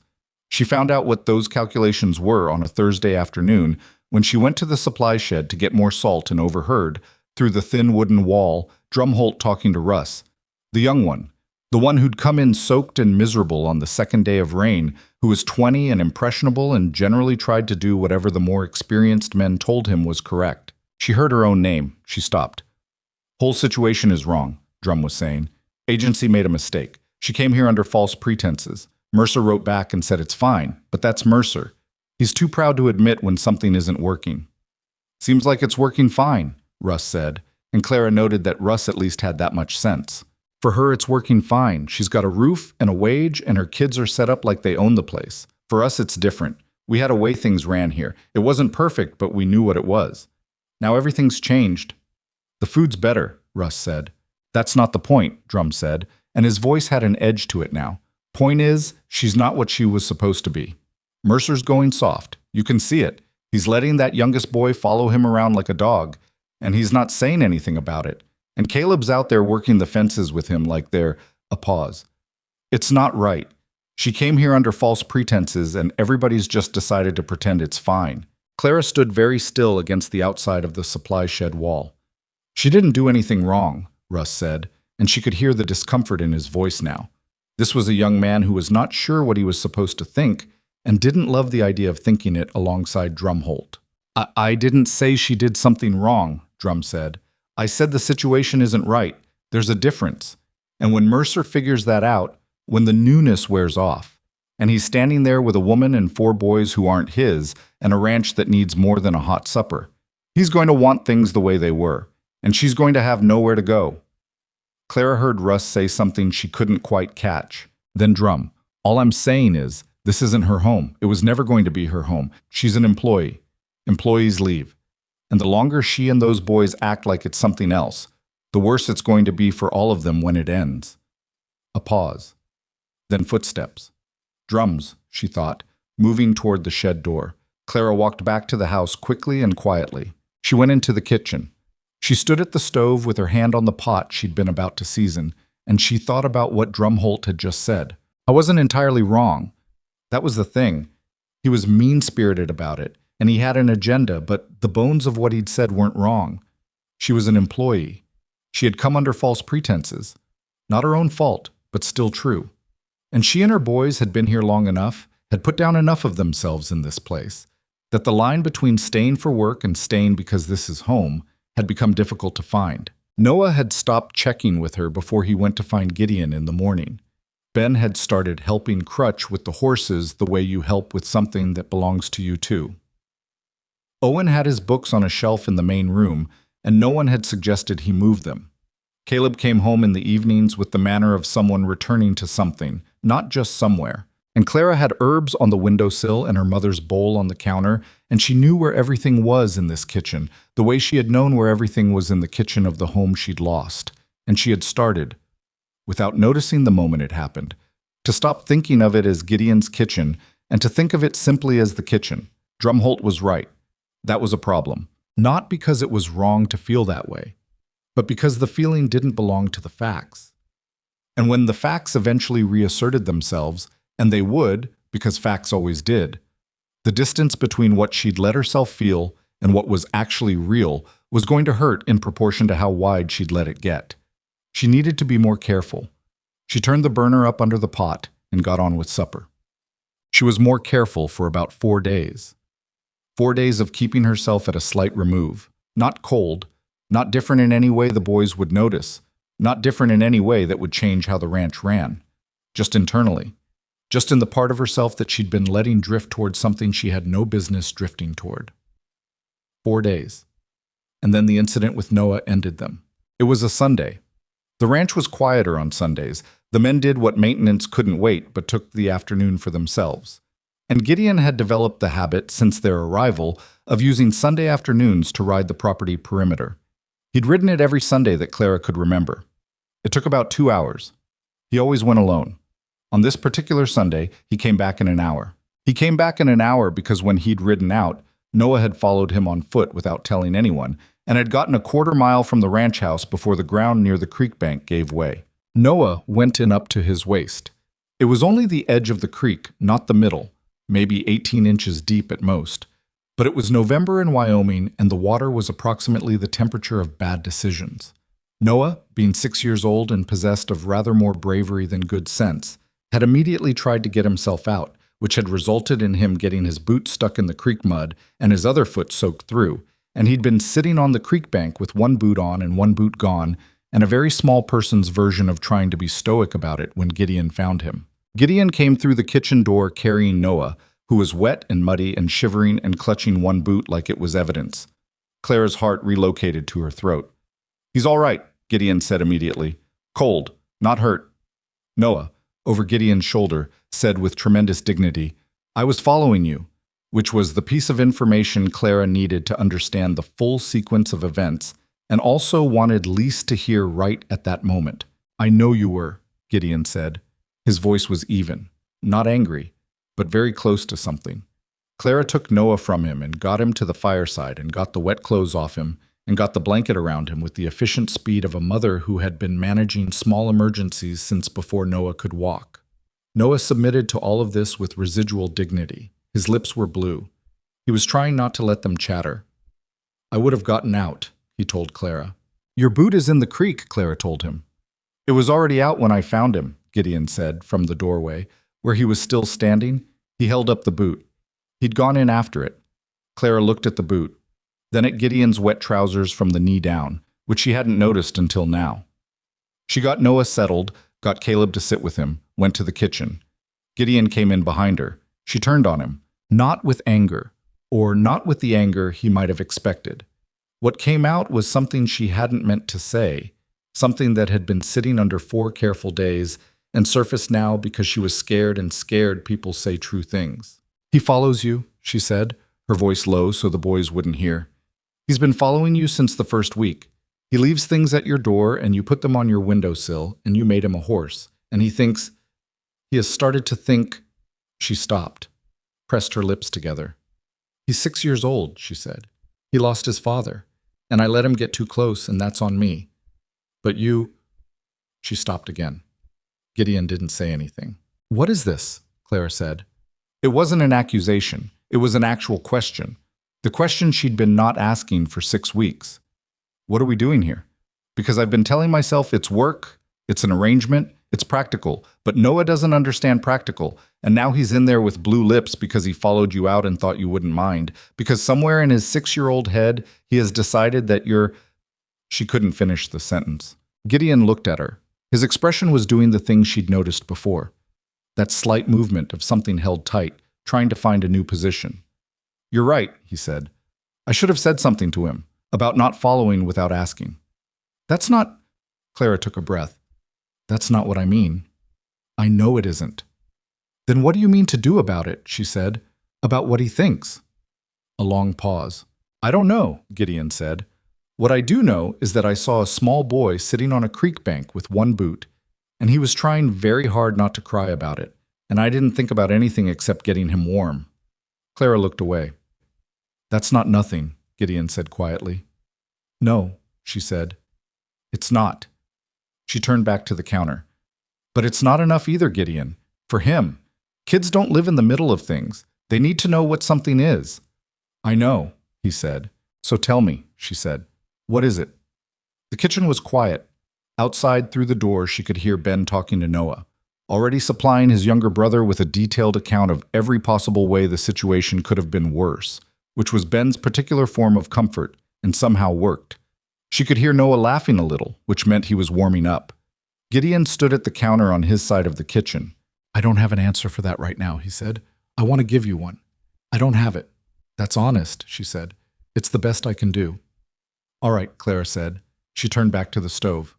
"Clara," he said. She turned. He was looking at her directly, which he didn't do as often as you'd think. Usually he looked slightly to the side, in that way he had. But now he was looking at her straight on. "I'm not going to hurt him," he said, "or any of them. Whatever else I am, or am not, I'm not going to do that." She believed him. She believed him the way you believe people when the thing they're saying lines up with everything you've watched them do for 6 weeks, and she hated a little bit that she believed him so easily, because believing him made everything harder, not easier. "Okay," she said. He nodded and went out to change his trousers. Clara stood at the stove with her hands flat on the counter and thought, well, that happened. 3 days later, a second letter arrived. Not from the agency. This one was addressed to Clara personally, in a handwriting she didn't immediately recognize, and it had come from a town called Ridley, 18 miles east of Carver's Bluff. It was from a woman named Mrs. Pierce, the head of the Ridley School Board. She had heard, she wrote, through a mutual acquaintance in Denver, that there was a Mrs. Clara Ashford in the area who had some years of teaching experience and was in a domestic service position. The school at Ridley had recently lost its teacher to marriage, which meant the teacher had left, which was the regulation, and which Mrs. Pierce seemed to find both inconvenient and slightly irritating. They needed a replacement by February at the latest. The position came with a salary, a small house adjacent to the school that could accommodate a family, and the reasonable expectation of long-term employment given that the community was established and stable. Mrs. Pierce had heard Clara was clever and capable, and had therefore taken the liberty of writing. Clara read the letter twice. Then she put it in her coat pocket and went back to making bread. She had taught school before she married Thomas. 3 years in a one-room schoolhouse in eastern Nebraska, and she had been good at it. Not in a sentimental way, not in the way of someone who found children charming in the abstract, but in the specific way of someone who was good at taking complicated things and finding the right shape to explain them. She had loved it, actually. She had given it up for marriage and not thought about it as a loss, because marriage and Thomas and eventually 4 sons had been their own kind of full. But she'd thought about it sometimes, in the hard years, in the financial wreckage after Thomas died. She'd thought about it as a door that might still be open somewhere. Mrs. Pierce was telling her the door was open. A salary, a house, a position that was hers, earned on her own terms, not dependent on the goodwill of a man she'd arrived to by accident. Security for her children in a form she could maintain without needing anyone else to maintain it for her. Owen could attend the school. Ben could. Lord, Ben with a teacher who could channel him. It was almost a kindness to every future teacher he might have had. Noah could start school in the fall. She kneaded the bread dough and thought about Ridley and the house and the school and the salary, and how this was the kind of thing she had stopped believing would arrive. She thought about the kitchen. She thought about Noah's blue lips. She thought about Gideon's wet trousers and the boot he'd gone in after. She thought about what Drumholt had said through the shed wall. This isn't her home. It was never going to be her home. She put the dough to rise and went to check on the afternoon fire, and she told herself she would think about it carefully and decide sensibly and not let the thinking run away from her. And she was fairly successful at this until the evening, when Noah climbed onto the bench next to Gideon at supper as he'd started doing, just sat right down beside him like it was the obvious place to sit, and Gideon moved his plate over without comment to make room, and Noah started telling him something complicated about a blue jay he'd seen that afternoon, and Gideon listened to the whole thing with the expression he had when he was genuinely paying attention and trying not to show it. Clara watched this from the kitchen doorway and felt the Ridley letter like a stone in her coat pocket. She told herself, it's a better life. More secure. Earned. She told herself, this was never meant to be permanent. She told herself, Noah will adjust. Children adjust. And then Noah looked up from his story about the blue jay and happened to glance at her in the doorway, and he gave her the specific smile he had, the one that had been rare for a long time after his father died and had gradually, over these past weeks, become the ordinary expression on his face when he was happy. Clara turned back to the kitchen. She did not tell anyone about the letter that night. Well, by the end of the week, she had drafted her reply to Mrs. Pierce twice and stopped halfway through both times. The first time she'd stopped because Ben had needed her for something. The second time she'd stopped for no external reason at all, which was more honest. She knew what she was doing. She was a woman who had made hard decisions before, had made them in the dark, exhausted, with less information than she needed and more responsibility than she'd asked for. And she recognized the specific quality of this one. The way it was hard not because she couldn't see what to do, but because she could see two things, and one of them was safer, and the other one was where she actually was. She was trying to decide between a future she could predict and a present she couldn't see the end of. That was not a small distinction. On Friday, exactly 2 weeks after the first letter, which she noticed and chose not to take as meaningful, she sat down with a fresh piece of paper and wrote to Mrs. Pierce. She thanked her for the offer. She said she was interested and needed a few days to consider her situation and would write again before the end of the month. She sealed it. She gave it to Pete to take into town. Then she went back to the kitchen and made supper and did not tell anyone about any of it. And if she was slightly quieter than usual that evening, Caleb was the only one who noticed, and he didn't say anything, which was exactly what she'd raised him to know when to do. What happened 3 days later, she didn't see coming. She should have. Looking back, she could trace the steps clearly enough. Owen had said something to Caleb. She didn't know what exactly, but Owen had a way of saying the precise thing that made the person he was saying it to feel the exact weight of it. And Caleb, who had been watching for 6 weeks with those careful eyes of his, had apparently decided that watching was no longer sufficient. It was early evening. The men had eaten and gone out. The younger boys were in their room. Clara was at the sink. Caleb came and stood in the kitchen doorway. Not to ask for something, not because he needed to get anywhere. He just stood there, which was unusual enough that Clara turned around. "I need to tell you something," he said. "All right," she said. "Owen thinks you're thinking about leaving." Clara looked at her son. "Owen thinks too much." "Owen thinks the right amount," Caleb said. "He just thinks about things that other people are trying not to think about." He shifted his weight. He had his arms crossed in the way he did when he was uncertain about something but was going to say it anyway. "Is it true?" Clara dried her hands on her apron. "There's a teaching position," she said, "in Ridley, 18 miles east. I haven't decided anything." Caleb took this in. He had the same quality his father had. You could tell him something difficult, and his face didn't do much, and you couldn't mistake that for not feeling it. "The boys are settled," he said. "Noah, most of all." "I know." "If we leave," "I know, Caleb. He's not going to understand. He's going to think he did something wrong." "Noah has never done anything wrong in his life," Clara said, and her voice came out sharper than she meant it to, and she stopped. Caleb looked at her. Not with accusation. With something that was worse than accusation, because it was understanding. "You're scared," he said. Clara said nothing. "You're scared of staying," Caleb said. "Because of what it means if you stay. Not for us. For you." The kitchen was very quiet. "When did you get old enough to say things like that?" Clara said.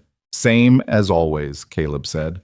And then, because he was 15 and had just said a hard, true thing and wasn't sure what to do next, he uncrossed his arms, looked at the floor briefly, and said, "Supper was good," and went back to his room. Clara stood at the sink in the kitchen that felt like hers, in the house that felt like hers, in a life she had not come here for and had built anyway, piece by careful piece over 6 weeks, with 4 sons and a quiet rancher and a set of circumstances that no placement agency had intended and no amount of common sense could entirely unwind. She thought about Ridley, the salary, the house, the school. She thought about the little wooden horse on Noah's windowsill. She thought about a stone and a blue feather on a windowsill. She thought about Gideon saying, "I don't know yet. Ask me in the spring." She thought about the fact that spring was still a long way off, and winter was coming, and the world had a way of making decisions for you when you spent too long not making them yourself. She turned off the kitchen lamp. She went to bed. She did not sleep for a very long time, and when she did, she dreamed about a door that she couldn't tell from the outside whether it opened in or out. And she stood in front of it for a long time without touching the handle, and that was the whole dream. And when she woke up before 4 in the dark Wyoming morning, she lay still for a moment and thought, something is going to have to give, and it might be me. Then she got up, dressed, and went to make the coffee. Part 4. The choice that changes every life.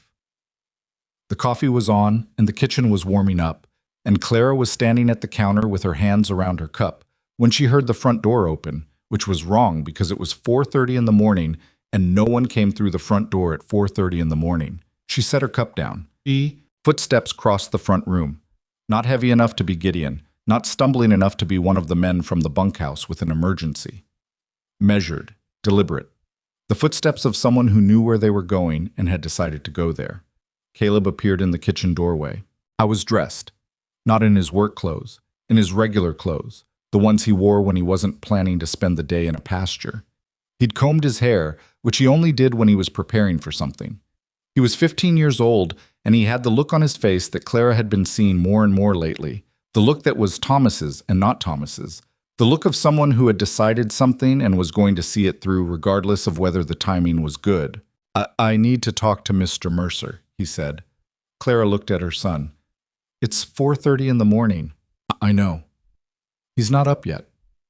I'll wait. She studied him. There was no point asking what it was about. Caleb had clearly decided that whatever he needed to say was between him and Gideon, and he had the jaw set of a person who would wait in that doorway until February if necessary. Sit down, she said. Have some coffee. I don't drink coffee. Then sit down and watch me have some. He sat. He put his hands flat on the table in the way he did when he was containing something large in a small space. Clara poured her coffee and sat across from him and didn't ask him anything, because Caleb was the kind of person who told you things when he was ready, and asking before that only made him readier not to. They sat like that for 20 minutes. Then Gideon's door opened, and his footsteps came down the hall, and he stopped in the kitchen doorway and looked at the two of them sitting at the table in the pre-dawn dark and said nothing for a moment. Morning, he said finally. Morning, Clara said. Caleb said, I need to talk to you. Gideon looked at the boy, then at Clara, who gave him nothing because she genuinely didn't know what was coming. He went to the stove, poured himself coffee, and sat down at the table. All right, he said. Caleb looked at his hands. Then he looked up at Gideon with the directness that was both his best quality and the one that occasionally made people uncomfortable. My mother got a letter from a school in Ridley, he said. The kitchen went very quiet. Gideon's expression didn't change, but Clara watched his hands around his cup and saw them go slightly still. They want her to teach, Caleb said. They're offering a house and a salary. It's a good offer. She hasn't said no yet. Caleb, Clara said. I'm not done, Caleb said, and the gentleness in his voice when he said it to her, not dismissive, not harsh, genuinely gentle, was so much like Thomas that she had to look at the table for a second. He turned back to Gideon. I want to tell you something, Caleb said, and I need you to actually hear it, not just nod and go back to being whatever you are when you don't want to show anything. Gideon looked at the boy steadily. I'm listening. My brother Noah has not had a nightmare in 3 weeks, Caleb said. He had them every night for a year and a half after our father died. Every single night. My mother would get up 2-3 times a night. She never said it was hard. She never complained about it once. But I know what it looked like when she came to breakfast in the morning and hadn't slept. And I know what it's looked like for the past 3 weeks, which is different. He paused. Ben has friends. He's never had... He talks to everyone, but actual friends, people who want to hear what he says, he has that now. Crutch asks for him at breakfast if he's late. You know that? That old man has started asking where Ben is if he doesn't show up on time.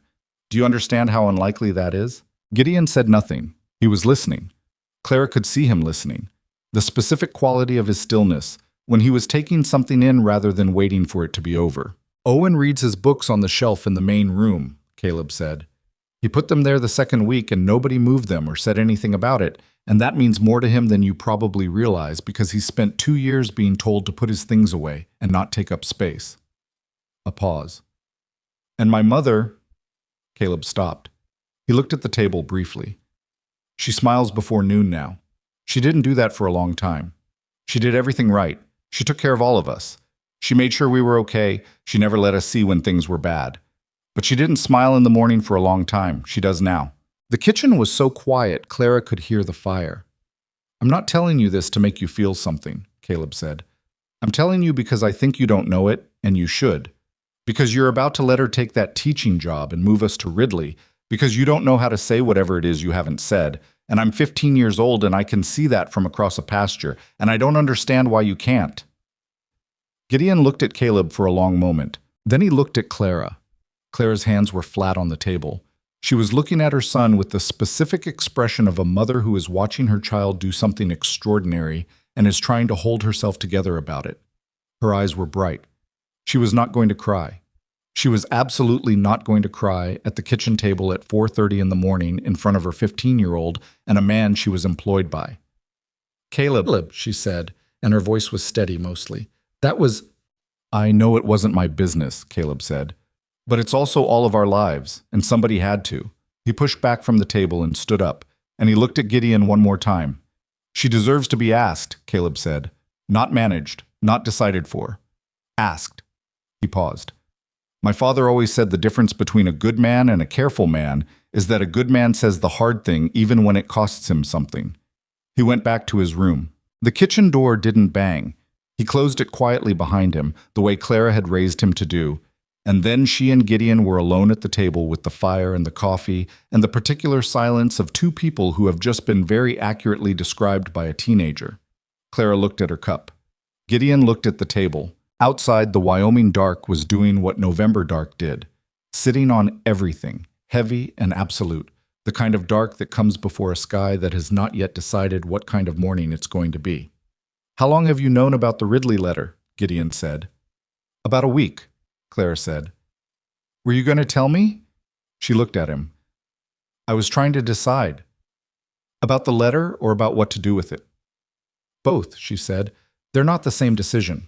He turned his cup in his hands. This was a habit she'd noticed in the first week. He turned things slowly when he was thinking. Keys, tools, his coffee cup. Like his hands needed something to do while his mind worked. "That boy just came out here at 4:30 in the morning and said things I haven't been able to say in 7 weeks, Gideon said. "I know," Clara said. "He's like his father." "His father was like that?" "His father would say the hard thing, calmly, directly, without making it a weapon." "Yes." She paused. "It was one of his best qualities, and also occasionally the most inconvenient thing about him." Gideon was quiet for a moment. "Your boys are good," he said. All 4 of them, in those 4 words. Clara heard it. "They are," she said. "They're also a lot." "I know that." "Do you? Because a lot of people know that in the abstract and find out differently when winter sets in and there's nowhere to go and the walls get closer. And Ben is talking about crow migration at the dinner table for the 4th night in a row."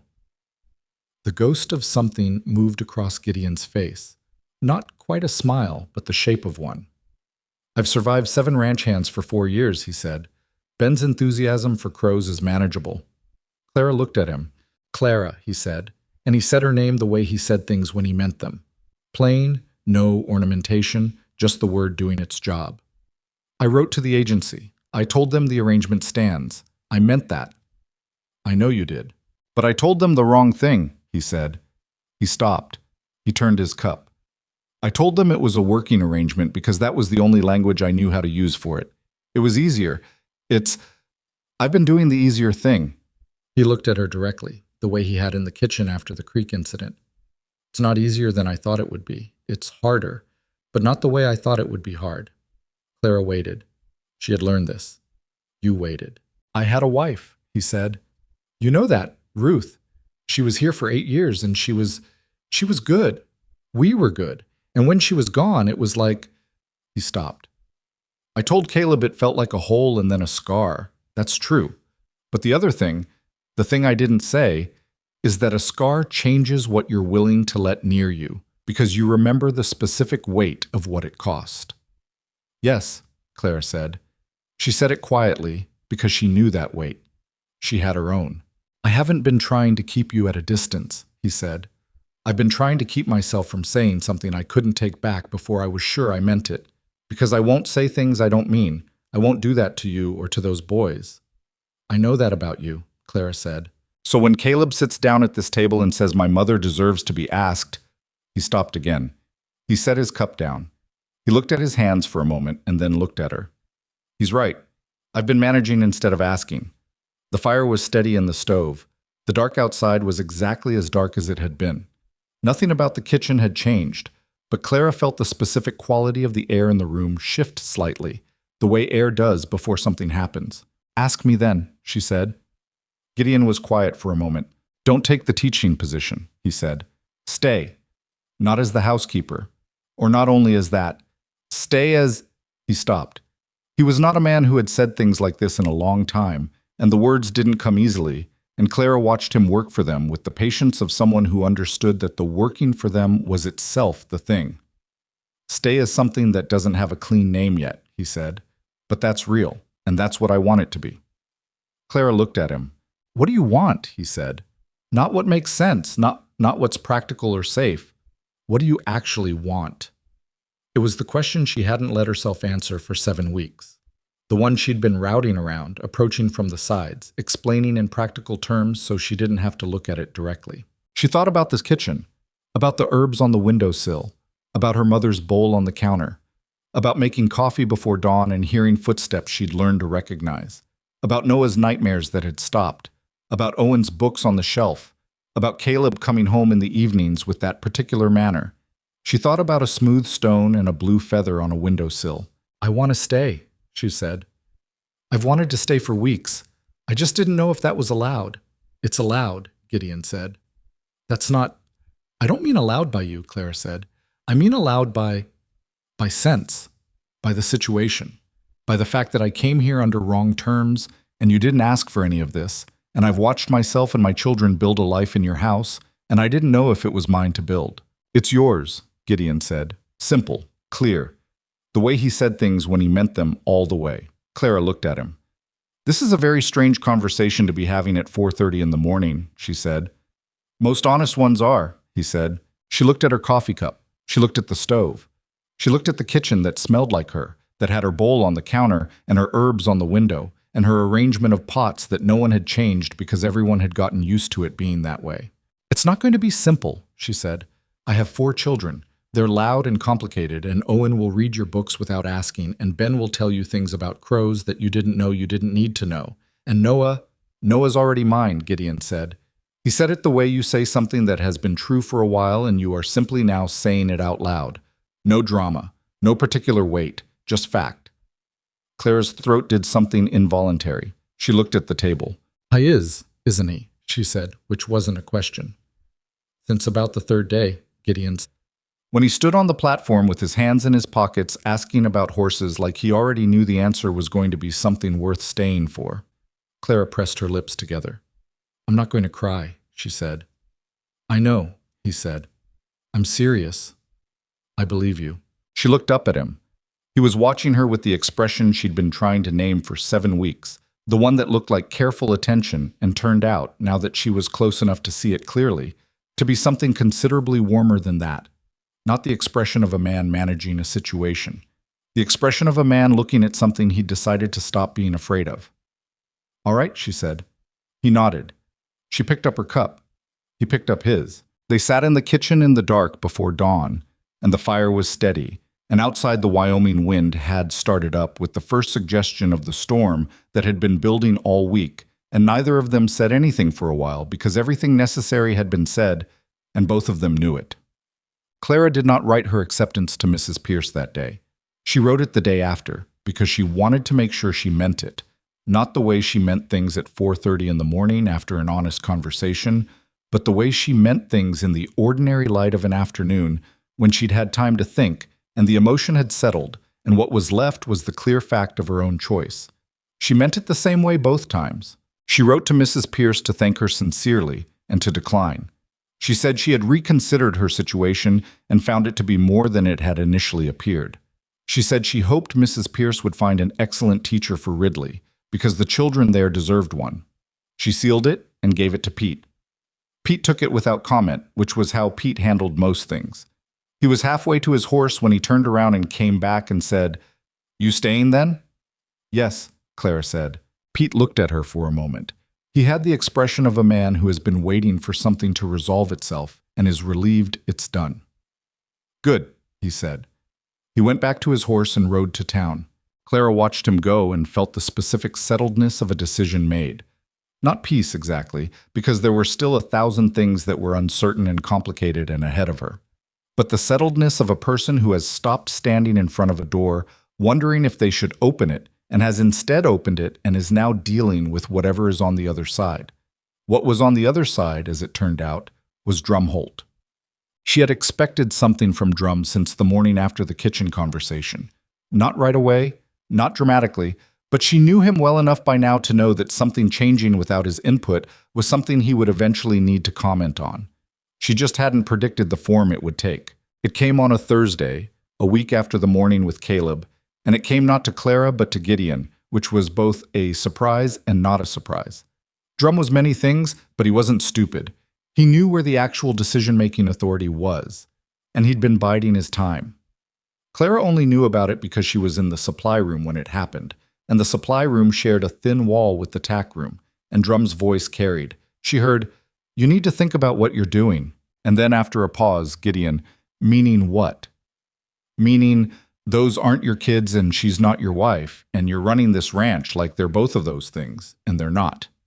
Drum's voice was not loud. That was the thing about Drum. He wasn't a shouter. He was reasonable sounding, which made him harder to argue with. "I've worked for you for 8 years. I've watched you build this place. And I've watched the past 2 months turn it into something I don't recognize." "It runs better," Gideon said. "It's softer," Drum said. "There's a difference." "Is there?" "Yes. And when the softness goes, when she decides this isn't what she wanted, or the boys need something this place can't give them, or some other circumstance comes along, you're going to be standing here with a ranch that's gotten used to something it can't keep, and men who've done the same, and that's harder than if you'd just kept it like it was." A silence, long enough that Clara held her breath. "Drum," Gideon said, "I appreciate that you've been here a long time. 8 years. 8 years. And I appreciate that you have opinions about how this place should run. You've always had opinions, and mostly they've been worth hearing." A pause. "This one isn't." Clara heard the quality of the silence change. "She stays," Gideon said. "All of them stay. That's not up for discussion anymore, if it was ever up for discussion, which I'm not certain it was." His voice stayed even. No heat in it, just clarity. "If that's a problem for you, I need to know now so we can figure out what to do about it. If it's not a problem, then I need you to stop making it everyone else's." A long pause. "You're making a mistake," Drum said. But the conviction had gone out of it. It was the last play of a man who could see he'd already lost the hand. "Maybe," Gideon said, "but it's mine to make." Footsteps. Then the tack room door, and Drum walking out, and Clara stood very still in the supply room until she heard his footsteps cross the yard toward the bunkhouse. Then she let out a breath. She heard Gideon moving in the tack room. She heard him stop. Then she heard very quietly the particular sound of a man sitting down heavily on something. A hay bale, probably. Like his legs had just decided they were done holding him up through that. She did not go in. She gave him the 5 minutes she knew he needed, counted mostly by her own heartbeat, and then she went back to the house and put the kettle on and thought about how it was one thing to decide something and another thing entirely to defend it, and how Gideon had done both this week and how that cost something, even when you were sure. Drum was gone by Saturday. He packed his things on Friday evening and told Pete he was heading to a ranch in Montana where his brother-in-law needed men. Pete told Gideon. Gideon said, "All right." He gave Drum a full month's pay and a handshake, and Drum took both and left at dawn without speaking to Clara or the boys.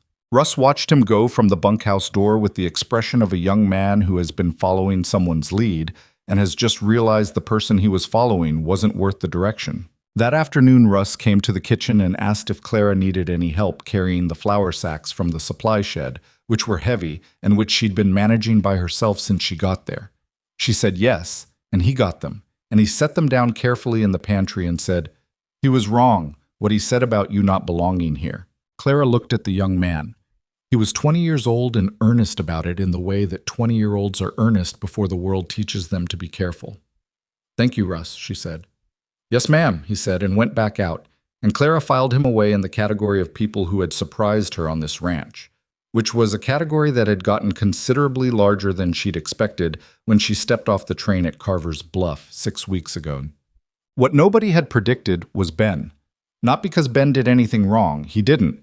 He did the very specific thing that was entirely Ben, which was to identify the moment when something important was happening and walk directly into the center of it with all the delicacy of a person who had never once in his life felt the need for delicacy. It was a Sunday evening, a week after Drum left. The kitchen was full, all 4 boys, Gideon, Pete, and Crutch, who had taken to coming to Sunday supper at the house instead of eating in the bunkhouse with the younger men. Something about the arrangement had shifted in a way that no one had formally announced, but everyone had apparently noticed. The kitchen felt different on Sunday evenings. Fuller, not just with people. Bun was explaining something about the cattle he'd seen in the north pasture that afternoon, a theory he'd developed, with full citation of something Owen had read to him from a ranching almanac about the relationship between a herd's positioning near the fence line and the likelihood of incoming weather. Which means the storm that's been building from the northwest is probably going to hit Tuesday, Ben said, with the authority of a 10-year-old who has memorized one piece of information and is willing to stake his entire reputation on it. Could be right, Pete said, who paid attention to things like that. I'm definitely right, Ben said. Owen said the almanac was very clear. The almanac was moderately clear, Owen said from across the table. There's a difference. You said, and I quote, "This seems pretty clear, Ben." I said it seemed pretty clear, past tense and hedged. That's the same as definitely. It really isn't. Gideon looked at the two of them with the expression Clara had started to privately call his Ben and Owen expression, which was a combination of genuine interest and the faint dazed quality of a man still adjusting to the fact that this was his dinner table now. And then Ben, without transitioning, without any signal that something different was about to come out of his mouth, said, "Mr. Mercer, are you going to marry our mother?" The kitchen achieved a silence so complete that you could hear the wind picking up outside. Crutch looked at the ceiling. Pete looked at his plate. Owen closed his eyes briefly with the expression of a person who has seen this disaster approaching and is accepting it. Caleb pressed his lips together and looked at the table. Noah, who was sitting next to Gideon, looked up at him with uncomplicated curiosity and said, "Are you?" Gideon looked at Noah, then at Ben, then, slowly, at Clara, who was standing at the stove with a spoon in her hand and an expression that was doing a complicated thing across several registers simultaneously. "Ben," Clara said. "It's a reasonable question," Ben said. "We live here. You like each other. Caleb said something changed, but nobody told me what. I'm just asking what everyone's thinking." "Not everyone is thinking that," Owen said. "I'm thinking it," Noah said helpfully. "You're 6, Owen told him. "I still get to think things," Noah said. Clara set down her spoon with great deliberateness and said, in her absolute limit voice, "Benjamin Thomas Ashford." Ben, who knew that voice, sat back slightly. But he didn't look sorry. He looked like a person who had asked a fair question and was waiting for the answer with genuine patience. Gideon looked at Clara. Clara looked at Gideon. Pete and Crutch were conducting an incredibly detailed study of their plates. Gideon looked at Ben. He said, "That's a conversation between me and your mother." "So you're having it?" Ben said. "Ben," Caleb said with the quiet authority of an older brother, "You've said enough," Caleb said. Not harshly, just with finality, the way Caleb did things. Ben subsided. He picked up his fork. He ate his supper with the satisfied expression of a person who has successfully introduced a topic into the room and is content to let it develop on its own terms. Supper continued. The conversation moved to other things. Pete's weather concerns, the north pasture, Crutch's thoughts on the cattle's fence line behavior, which aligned, he said grudgingly, with what the boy had said. The kitchen noise resumed and filled the space. Under it, Clara kept her eyes on her plate and felt Gideon looking at her from across the table, and decided that eye contact was not something she was currently capable of managing. She got up to clear plates and did not look at anyone. Well, later, when the boys were in bed, and Pete and Crutch had gone back to the bunkhouse and the kitchen was clean, Clara was banking the fire for the night when she heard Gideon's footsteps behind her. She didn't turn around. "Ben," she said, by way of beginning and ending several sentences at once. "Ben," he agreed. She put the fire screen in place and straightened up. She turned around. He was standing in the kitchen, not in the doorway, in the kitchen itself, which was different, she'd noticed, since the morning 2 weeks ago. He came into the kitchen now, not just to get coffee and go. He came in and stayed sometimes. "I'm sorry," she said, "for that." "Don't be," he said. "He had no right." "He had every right," Gideon said. He asked what he wanted to know. "There's nothing wrong with that." He paused. "I told him it was a conversation between me and you. That's still true." Clara looked at him. "We said what we needed to say the other morning," she said carefully. "Part of it," he said. "Gideon, I'm not going to rush you," he said. "I want to be clear about that. I know what I want. I've been clear about that. But this is your life and your children's lives, and I don't want you to feel like there's... He stopped, tried again. I'm not trying to corner you. You're not cornering me, she said. But I'm also not going to pretend Ben didn't ask a reasonable question. Clara looked at the man standing in her kitchen. In the kitchen, in the house that he'd built and she'd made into a home, and that they'd been sharing for 7 weeks now. The man who put river stones on his windowsill and carried sleeping children down dark hallways and went into a cold creek after a small boy's boot. And she thought about all the things she'd been carefully not saying because saying them too soon felt dangerous. It's November, she said. Yes, we've known each other 7 weeks. 8, he said. 8 weeks? I know, he said. I know what 8 weeks is. I've also been on this ranch for 12 years, and I know the difference between something temporary and something that's changed the shape of a place. Clara looked at the kitchen. Ask me again in the spring, she said. You told me to ask you something in the spring. I'm telling you the same.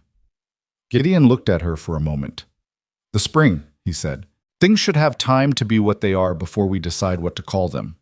He considered this. He nodded, slowly. All right. But Gideon, she said. He looked at her. I need you to understand something. I don't know what the spring looks like. I don't know exactly what this is, but I know what it isn't, and it isn't temporary. Whatever else is uncertain, that part isn't. Something shifted in his face. Not the ghost of a smile she'd been seeing for weeks. Something more than that. Something she didn't want to name yet because naming things had a way of making them real in ways you couldn't take back. That's enough, he said. For now. That's enough. She nodded. He went to his room. Clara stood in the kitchen alone for a minute, listening to the wind that Ben had correctly predicted was building from the northwest. And she thought that she had made 2 very different kinds of choices in the past 2 weeks, and both of them had led to the same place, which was here, in this kitchen, in this house, in this life she had built out of a mistake and stubbornness, and 4 boys who had simply refused to leave until they belonged. She turned off the lamp. In the dark, the kitchen was warm from the banked fire and smelled like supper and coffee and the dried herbs on the windowsill, and Clara stood in it for a moment more because she had learned, after enough losses, to notice the moments when things were all right, to actually stop and notice them, not just let them pass. Things were all right. She went to bed. The storm Ben had predicted arrived Tuesday morning, which meant he was right and was going to be insufferable about it, and was. It was the first real winter storm. Not the worst they'd get, Gideon said. Not by a long way, but enough to establish what winter here would mean. 2 feet of snow in 18 hours. Temperature dropping hard and fast the way it did on the high plains when the weather stopped pretending. The kind of cold that made the house walls click and groan and made the space around the stove the only truly warm place in the building. Clara had been preparing for it since October. The pantry was stocked. The firewood was in. She'd made sure the kitchen had everything it needed for cooking through the kind of weather that made going to the supply shed an act of minor heroism. The ranch hands stayed close to the bunkhouse and the barn. The boys stayed in the house. It was the first time all of them had been confined together for an extended period, and Clara had privately wondered how that would go. What happened was, Ben taught Noah a card game that Owen said he was playing wrong, which led to a 40-minute debate about the correct rules that somehow resolved itself in a new version of the game that all 3 of them agreed on. Caleb repaired a harness that had been sitting in the corner of the front room since they'd arrived, because Caleb went looking for things to fix when he was restless. Owen read, moved to the spot nearest the stove when the room got cold, accepted without comment when Noah burrowed in next to him under the blanket and kept reading. Gideon came in from checking the barn at mid-morning, covered in snow, and stood in the kitchen doorway knocking it off his hat, and Ben immediately wanted to know the exact depth of the snowdrifts near the north fence. And Gideon told him, and Ben said he had a theory about drift patterns in relation to fence height. And Gideon, and this was the thing, the small ordinary thing that Clara watched from the stove and catalogued without meaning to, sat down at the kitchen table and said, "Tell me," Bon told him. It took a while. Gideon listened to all of it. At one point, Owen looked up from his book and said, "He's wrong about the fence height variable, but the basic principle is sound." And Gideon looked at Owen and said, "Why is he wrong?" And Owen said, "Because he's not accounting for wind direction, which changes the drift shape independent of fence height." And Ben said, "I was getting to wind direction." And Owen said, "You've been talking for 15 minutes." and Ben said, "It's a complex theory."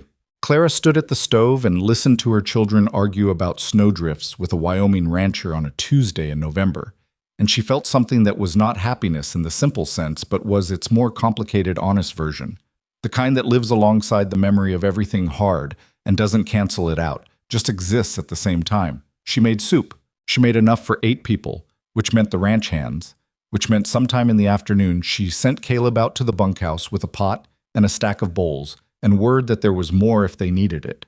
Crutch sent back the empty pot with a note in handwriting that looked like it had been produced by someone who had not written anything down in several years. The note said, "Good soup." 3 words, which was, from Crutch, essentially a standing ovation. Clara put the note in her coat pocket and didn't explain to anyone why she was smiling. The storm broke on Thursday morning, which left a world that was white and still and enormous in the way that post-storm Wyoming was. The sky an absolute flat gray that was already beginning to thin at the edges, the ranch buried to its second fence rail, the distant mountains invisible behind what was lifting slowly. Gideon went out at first light. Clara looked out the kitchen window at the snow and at the gray sky lightening slowly, and thought, first storm, not the worst. She thought about what Gideon had said, not by a long way, and thought that she was going to learn what that meant over the next 4 months, and that 4 months ago she would have found that prospect frightening, and now she just found it a fact she was living. Then the kitchen door opened and Noah came in his boots and coat, which he had put on himself and mostly correctly, and said, "Mr. Mercer said I could come help feed the horses." Clara looked at her youngest son. His face was cold pink and his eyes were wide and he had his hat on sideways. "Did you ask him or did he offer?" she said. Noah thought about this. "He looked at me when he was putting his coat on," he said. "That's not quite the same as offering." "I think it was the kind of looking that means the same thing," Noah said, with absolute certainty. Clara looked at her son for a moment. Then she fixed his hat so it was straight, and she pulled his collar up, and she said, "Don't fall in anything." "I won't," Noah said, already moving toward the door. "Noah." He stopped. "The wooden horse he made you," she said. "Do you still have it?" "It's on my bed," he said. "I sleep with it sometimes." He paused. He had the look of a 6-year-old checking whether this information was going to produce a reaction he'd have to manage. "Is that okay?" Clara looked at her son. "That's okay," she said. He went. She watched through the kitchen window as he crossed the yard in his boots, plowing through the snow with the enthusiastic inefficiency of a small child who has not yet learned to conserve energy. And she watched Gideon come around the side of the barn and see him coming, and she watched him wait, just stand there in the cold and wait, while Noah made his laborious way across the yard. When Noah reached him, Gideon said something. Noah said something back. Gideon nodded.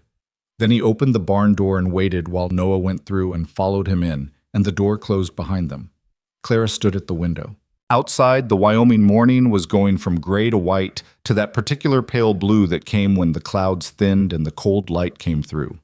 The snow on the yard sparkled where the light touched it. The barn stood solid and dark and warm-looking, smoke rising from the flue. She had $14 3 months ago and a letter from an agency and a train ticket and 4 boys and nowhere else to go.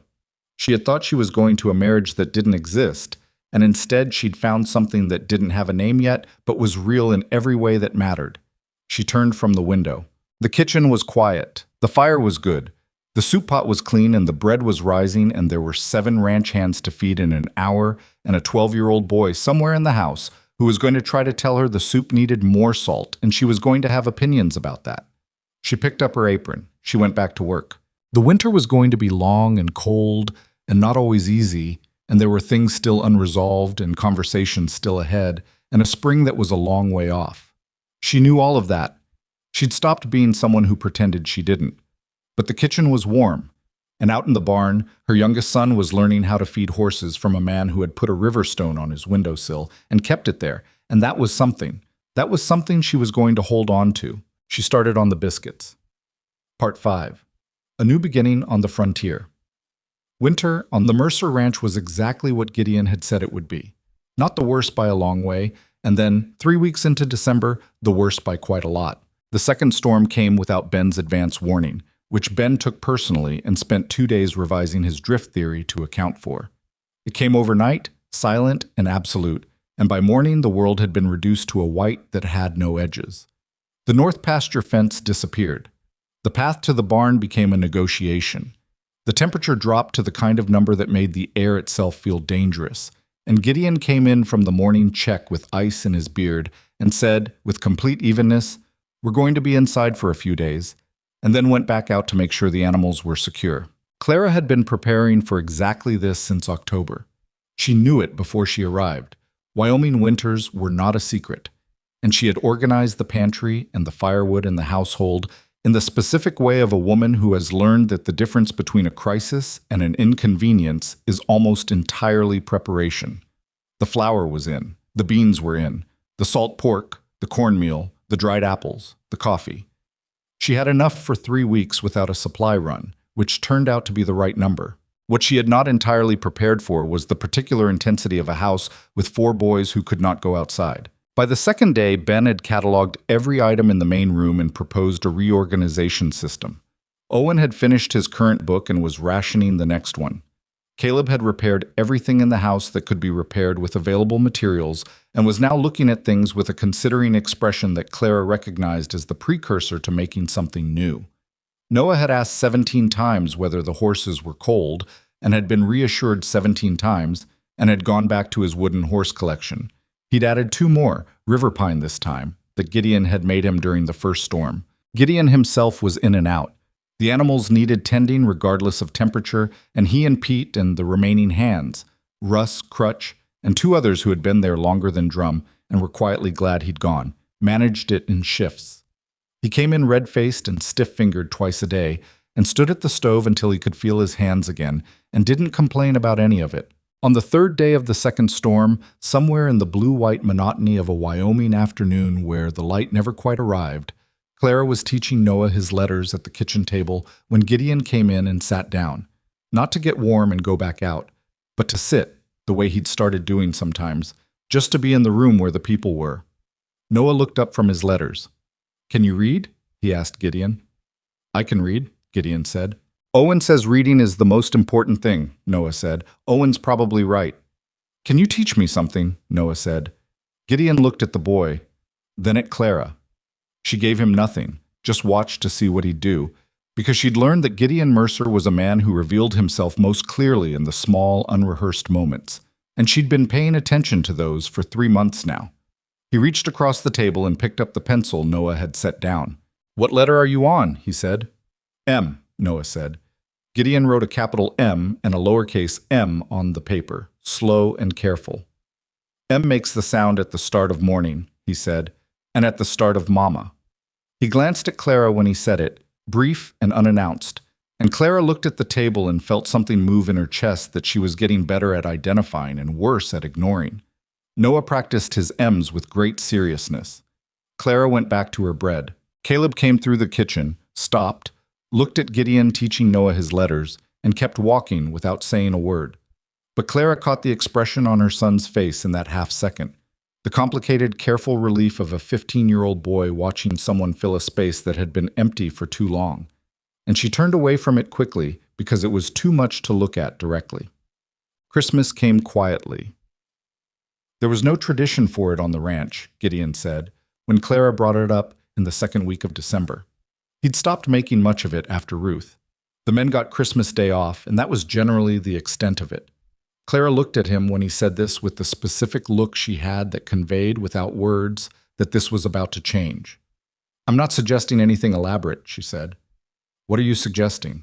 "A meal, a proper one, and something for the boys." He looked at her for a moment. "What do you need?" "A tree," she said. "Not a big one, just something to put in the corner of the main room." He went and got a tree the next morning. It was not a small tree.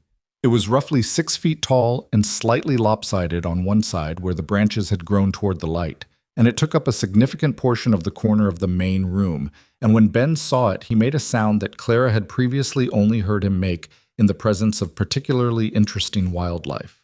They decorated it with what they had: strips of red cloth that Clara cut from an old scarf, dried apple rings she'd made with Noah, small pine cones Bun had collected before the snow, and the only glass ornament she'd kept through all the moves, A small blue one her mother had given her years ago that she'd wrapped in wool and carried in the bottom of the trunk. She hung that one herself, at the center, where the branches were thickest. Gideon watched all of this from the doorway of the main room with an expression Clara was cataloging as new, something between unfamiliar and something older, something that had been waiting under the unfamiliarity for a long time. "My wife had an ornament like that," he said. "About the blue glass one." "What happened to it?" Clara asked. "I don't know. Lost, I think, in the year after." A pause. "I looked for it." Clara looked at the blue ornament on the tree. She thought about a woman named Ruth who had hung herbs in the kitchen and kept a cracked bowl and hummed songs out of order, and who had left a house that missed her in every corner of it, and whose husband had looked for a small glass ornament after she was gone, because it was the kind of thing you do when grief makes no sense and you need something to do with your hands. "I'm glad you found the tree," Clara said. "It's lopsided," he said. "Yes. You don't mind?" "Lopsided things are usually the ones that grew towards something," she said. He looked at the tree for another moment. Then he went back to the barn. Owen, who had been reading in the corner and heard all of this, said, without looking up from his book, "That was a good thing to say." "Owen, I'm just noting it. Go back to your book." "I'm already in my book," he said, and turned a page. Christmas morning was loud in the way that mornings with children are loud, not because anyone planned the loudness, but because it was impossible to contain. Button was up before anyone else, which should not have been surprising, and still was. Noah appeared in the kitchen at what Clara estimated was approximately 5 in the morning with his wooden horse and an expression of transparent excitement that he was trying very hard to contain and failing completely. Clara had made small things for each of them. She'd been working on them for weeks, in the hours after everyone was asleep. A better-fitted pair of work gloves for Caleb, which she'd cut from a piece of leather Gideon had told her to take from the supply shed. A small blank journal for Owen, the pages cut from the paper she'd bought in town and bound with waxed thread. A leather cord for Ben to hang a stone on, because Ben had been collecting stones since they arrived and had run out of pockets. And for Noah, a small horse blanket for the wooden horse, cut from felt, sewn with the careful seams of a woman who had been tired when she made it, but had been careful anyway. Noah held the blanket for a moment, looking at it. Then he put it on the wooden horse with complete seriousness and looked at the result. "Now he's not cold," he said.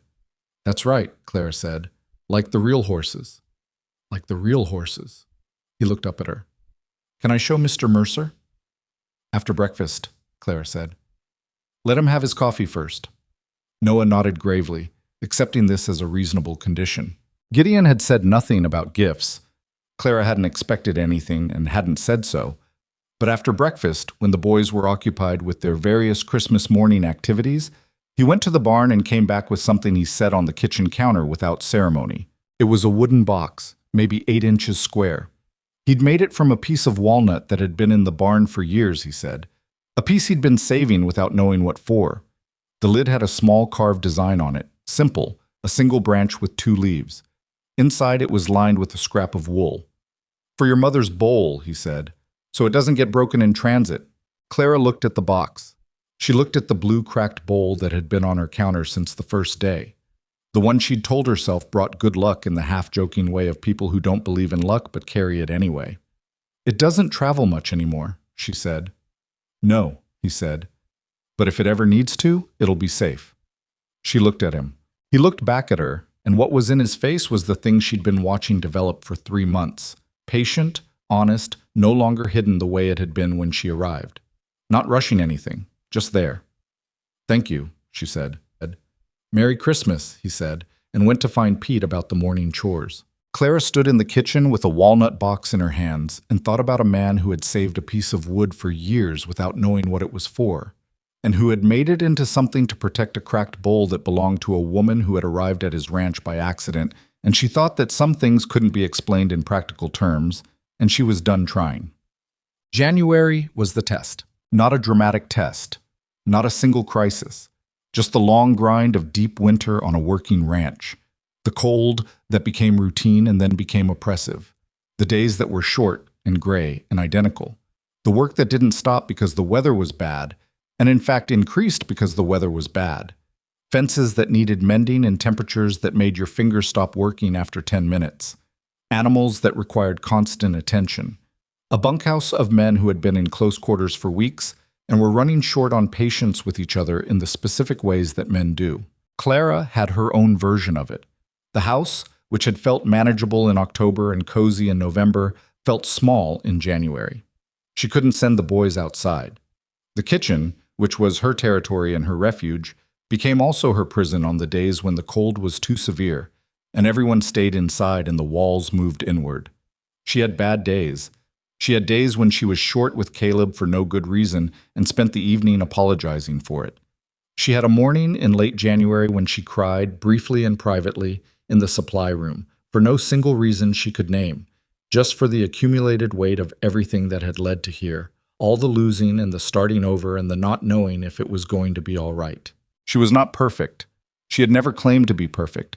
She was a woman doing the best she could with what she had, and sometimes the best she could was not very much, and she tried to be honest about that without letting it become a habit. What she discovered in January was that the ranch had its own way of holding people through the hard parts. It came from unexpected directions. Crutch, who had approximately 3 emotional registers, and all of them involved horses, appeared in the kitchen one morning in late January and set a jar of preserved peaches on the counter.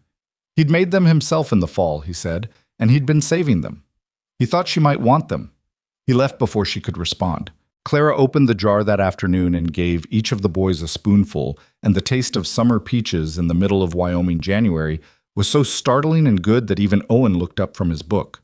Russ fixed the window latch in the main room that had been sticking again, without being asked, on a Sunday morning when he had nothing else required of him. He just fixed it and went back to the bunkhouse. Pete, who maintained his respectful distance and his one-word communication style, and was nonetheless the person Clara trusted most on the ranch after Gideon, started leaving firewood stacked inside the back door instead of outside it, so she didn't have to go out in the cold to get it. He never said anything about this. She never said anything either. It was just there. And Gideon. Gideon in January was not different from Gideon in October in any dramatic way, and that was the thing. That steadiness, which she had first read as blankness and then as reserve, and now understood was simply the way he was made. He did not have good days and bad days in the way she did. He had one register, and it was present and working and paying attention, and it turned out that in the long dark of a Wyoming winter, that register was exactly what a household needed at its center. He noticed when she was tired. He didn't say you looked tired because he'd learned, somewhere in his 40-odd years, that saying that to a woman was not the comfort men seemed to think it was. Instead, he'd show up in the kitchen at an odd hour and start on something, dishes, kindling, the pots that needed scrubbing, without comment, and after a minute she'd either join him or go sit down, and either way was acceptable. He noticed when the boys needed something she couldn't provide in a given moment. Not in a taking over way, just he'd be there. He'd take Noah out to the barn when Noah was restless and Clara was at her limit. He'd sit with Caleb over the harness work in the evenings, when Caleb had gone into one of his closed-off silences and needed company that didn't require him to talk. He'd ask Owen questions about what he was reading with the genuine curiosity of a man who read himself and found other people's reading interesting. With Ben, he had developed a system.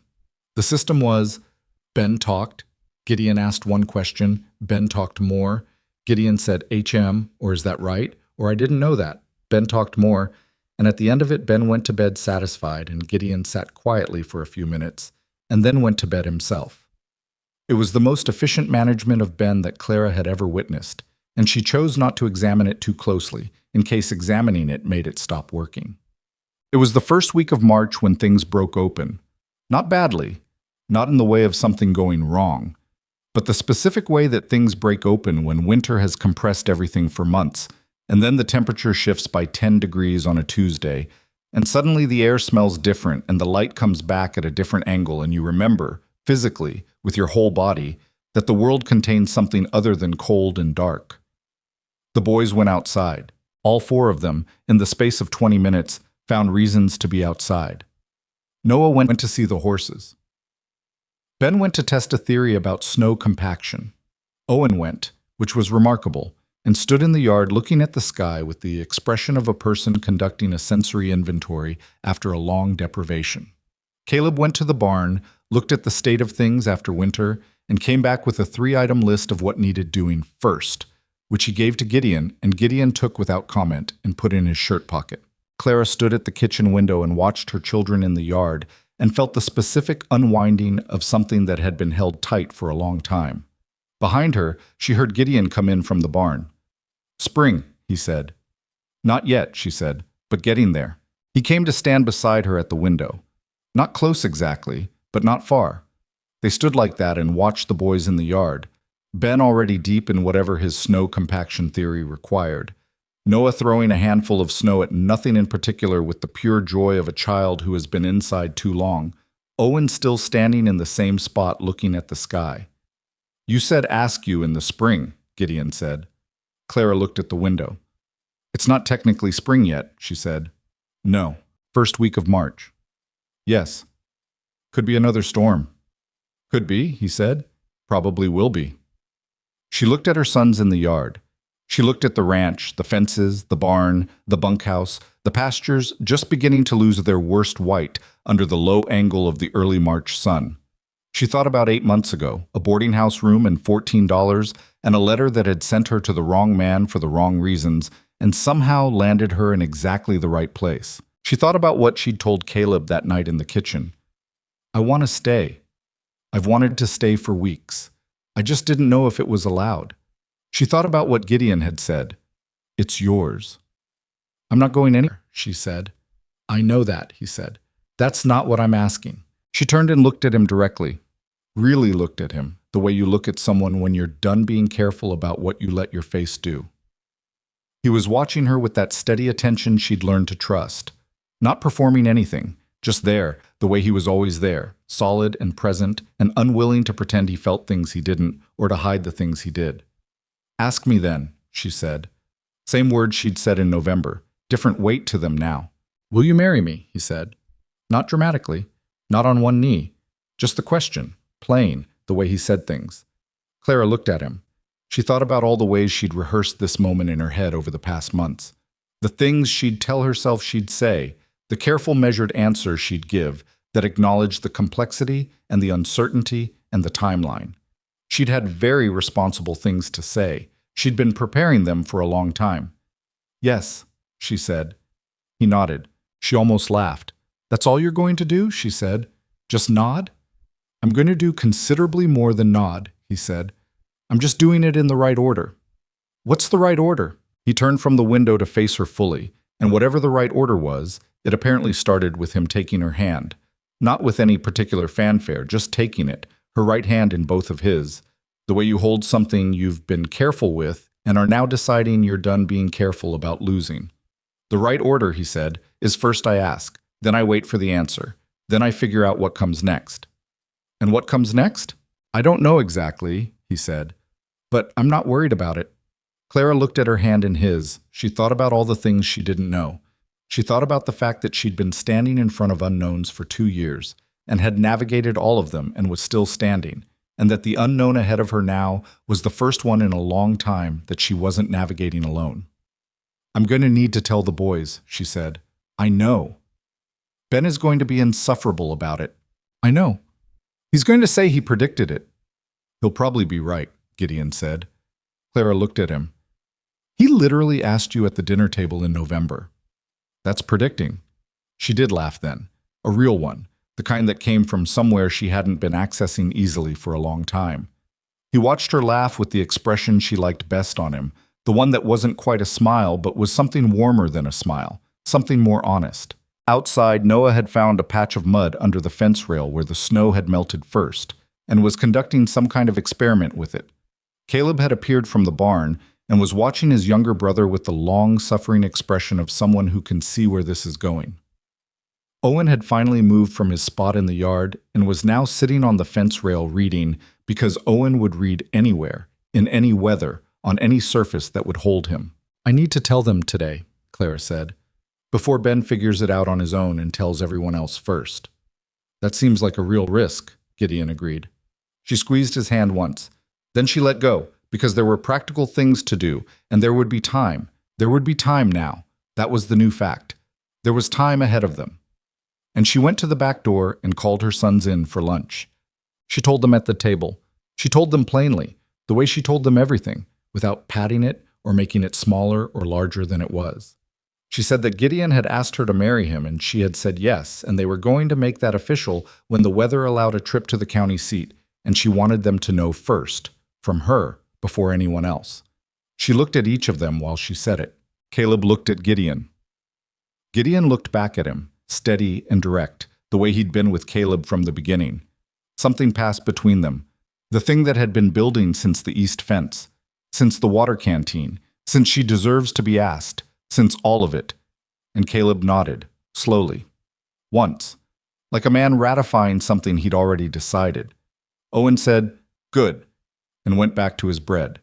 But his ears were red, which was how Owen showed things he wasn't ready to say. Noah looked at Gideon and then at Clara, and then at Gideon again and said, "Does that mean you're our dad now?" The table went quiet. Gideon looked at Noah. The small boy with his hands in his lap and his wooden horse on the bench beside him, and his absolute lack of any filter between what he felt and what he said, which had been exhausting and occasionally mortifying, and was also, Clara had always thought, one of the most honest ways to live. "If you wanted to," Gideon said. Noah thought about this for approximately 1 second. "I want it to," he said, and then picked up his bread and kept eating because he was 6 and the decision was made, and what came next was lunch. Ben, who had been silent for an extraordinarily uncharacteristic 45 seconds, said, "I told you all in November." "You asked a question in November," Owen said. "That's the same as predicting." "It really isn't. I said, and I quote, 'Are you going to marry our mother?' Asking is not predicting, Ben. When I ask a question, I already know the answer. That's not what predicting means. It is a form of predicting." Clara looked at Gideon across the table. He looked back at her with that expression. The warm one, the honest one, the one she'd watched develop for 4 months like something coming into focus. She thought, this is what it is. This noise and this table and these 4 boys and this man and this kitchen and all of it. This is what she'd said yes to. She thought, good. They married in April. Not the first week. There was still a late storm in the second week of March, as predicted, which Ben did not predict but claimed to have seen signs of, and which required 3 days of the kind of work that reminded everyone what winter had been. But by April, the ground was genuinely beginning to thaw, and the days were long enough to make the trip to the county seat and back in daylight. Clara wore her second best dress, which was better than her best one in every way that mattered, because it was the color of the sky in the hour before sunset. And Ruth, she thought of Ruth on that morning, clearly, without sadness. Ruth would never have begrudged her it. The boys wore their cleanest clothes. Ben's shirt was slightly untucked by the time they reached the county seat. Noah fell asleep in the wagon on the way home and had to be carried, which Gideon did without comment. Pete and Crutch rode with them as witnesses. Pete said nothing about the ceremony except that it was done right, which from Pete was a full endorsement. Crutch shook Clara's hand afterward with the careful formality of someone who doesn't shake many hands and wants to do it correctly. On the ride home, with Noah asleep on his shoulder, and the April Wyoming sky overhead doing what April skies did when they remembered to be beautiful, going orange and pink and then a deep clear blue at the edges, Gideon said to Clara quietly, "You all right?" "Yes," she said. "You're quiet." "I'm thinking." "About what?" She looked at the sky. "About the train ride from Denver," she said. "In October. I was terrified. I kept thinking I was either brave or desperate, and I couldn't tell which." "Which was it?" he said. She thought about it. "Both," she said. "And it didn't matter. Both got me here." He looked at the road ahead. "I almost wrote back to the agency," he said, "after the first letter, when I realized there was a mistake." "Why didn't you?" I was quiet for a moment. "I don't know," he said. I thought if I had to write a letter explaining what I didn't want, I should probably figure out what I did want first." And I didn't know," he said.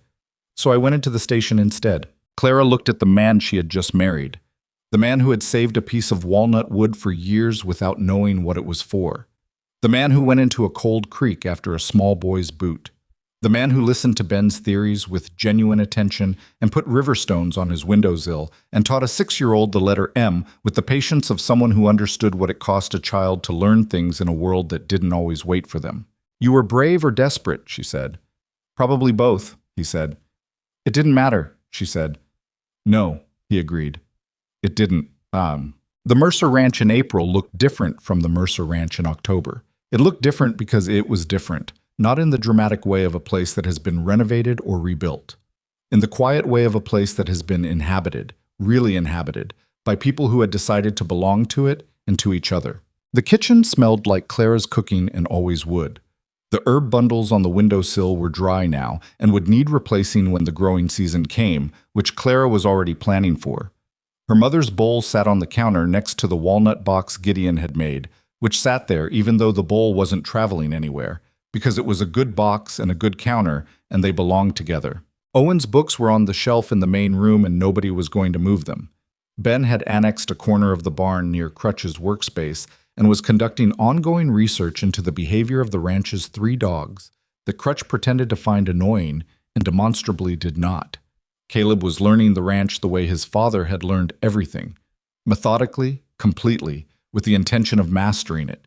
And Gideon was teaching him with the patience of a man who had been waiting, without knowing it, for someone worth teaching. And Noah left a wildflower on Gideon's window sill the first morning of spring, just one, small and purple, the kind that came up through the last snow before winter fully released its hold. He left it there and said nothing about it, and went to breakfast. Gideon put it in a cup of water. It sat on the window sill next to the smooth stone and the blue feather that were still there, still exactly where he'd placed them in October. And if anyone noticed, they didn't say anything, and if they had said anything, Clara would have told them. Some things don't need explaining. Some things are just the shape of how people love each other when they're doing it right. She had learned this the hard way. She had learned it through loss and through starting over and through a train ride to the wrong arrangement that turned out to be exactly right. And she knew it now in the way you know things that cost you something to understand. Happiness, she had found, was not a destination you arrived at. It was a practice. It was the decision, made again every morning, to show up for the life you actually have, rather than grieving the one you thought you were going to have. It was cornbread and herb bundles and a cracked bowl that you carried from home to home because it had been your mother's. It was 4 boys who were loud and imperfect and entirely themselves. It was a quiet man who said true things plainly and meant them all the way. It was a struggling ranch that became a home because the people in it decided it would be. There was one morning in late April, the kind of morning that April produces when it's trying, blue and cold, bright and smelling like earth waking up. When Clara stood in the kitchen doorway and looked out at the yard, Gideon was walking to the barn with Noah beside him. The boy had his hands in his pockets the way Gideon did sometimes, unconsciously, the gesture of a child absorbing the habits of someone he admired. They were talking about something, she couldn't hear what, just the low rumble of Gideon's voice and then Noah's higher one responding with what was clearly a question, and then Gideon's answer, and then Noah's small laugh. Caleb rode out past them toward the east pasture on the bay mare, sitting straight in the saddle the way Gideon had been showing him. He raised a hand as he passed, and Gideon raised one back. Brief. Easy. The shorthand of people who understand each other. From somewhere behind her in the house, Clara could hear Ben explaining something to Owen. Owen's occasional response was the patient tone of someone engaging out of affection rather than genuine interest, which was its own kind of love. The kitchen was warm, the sky was clear. The ranch stretched out in every direction under the April morning, imperfect, working, alive. Clara stood in the doorway and let herself look at it. All of it. Not past it to what it might become or back to what it had cost. Just at it, as it was, right now, this morning. She had been brave or desperate. It hadn't mattered which. She had arrived at the wrong place for the wrong reasons and built something real from it anyway. And the ranch, the lonely, struggling, empty-feeling ranch that had been waiting without knowing what for, had become what it was always going to be when the right people finally arrived to make it so. Home. Not the easy kind. Not the kind that doesn't ask anything of you. The kind you build. The kind you earn. The kind that holds you in return because you put yourself into it with both hands and decided it was worth it. That kind lasts. Clara turned back to the kitchen.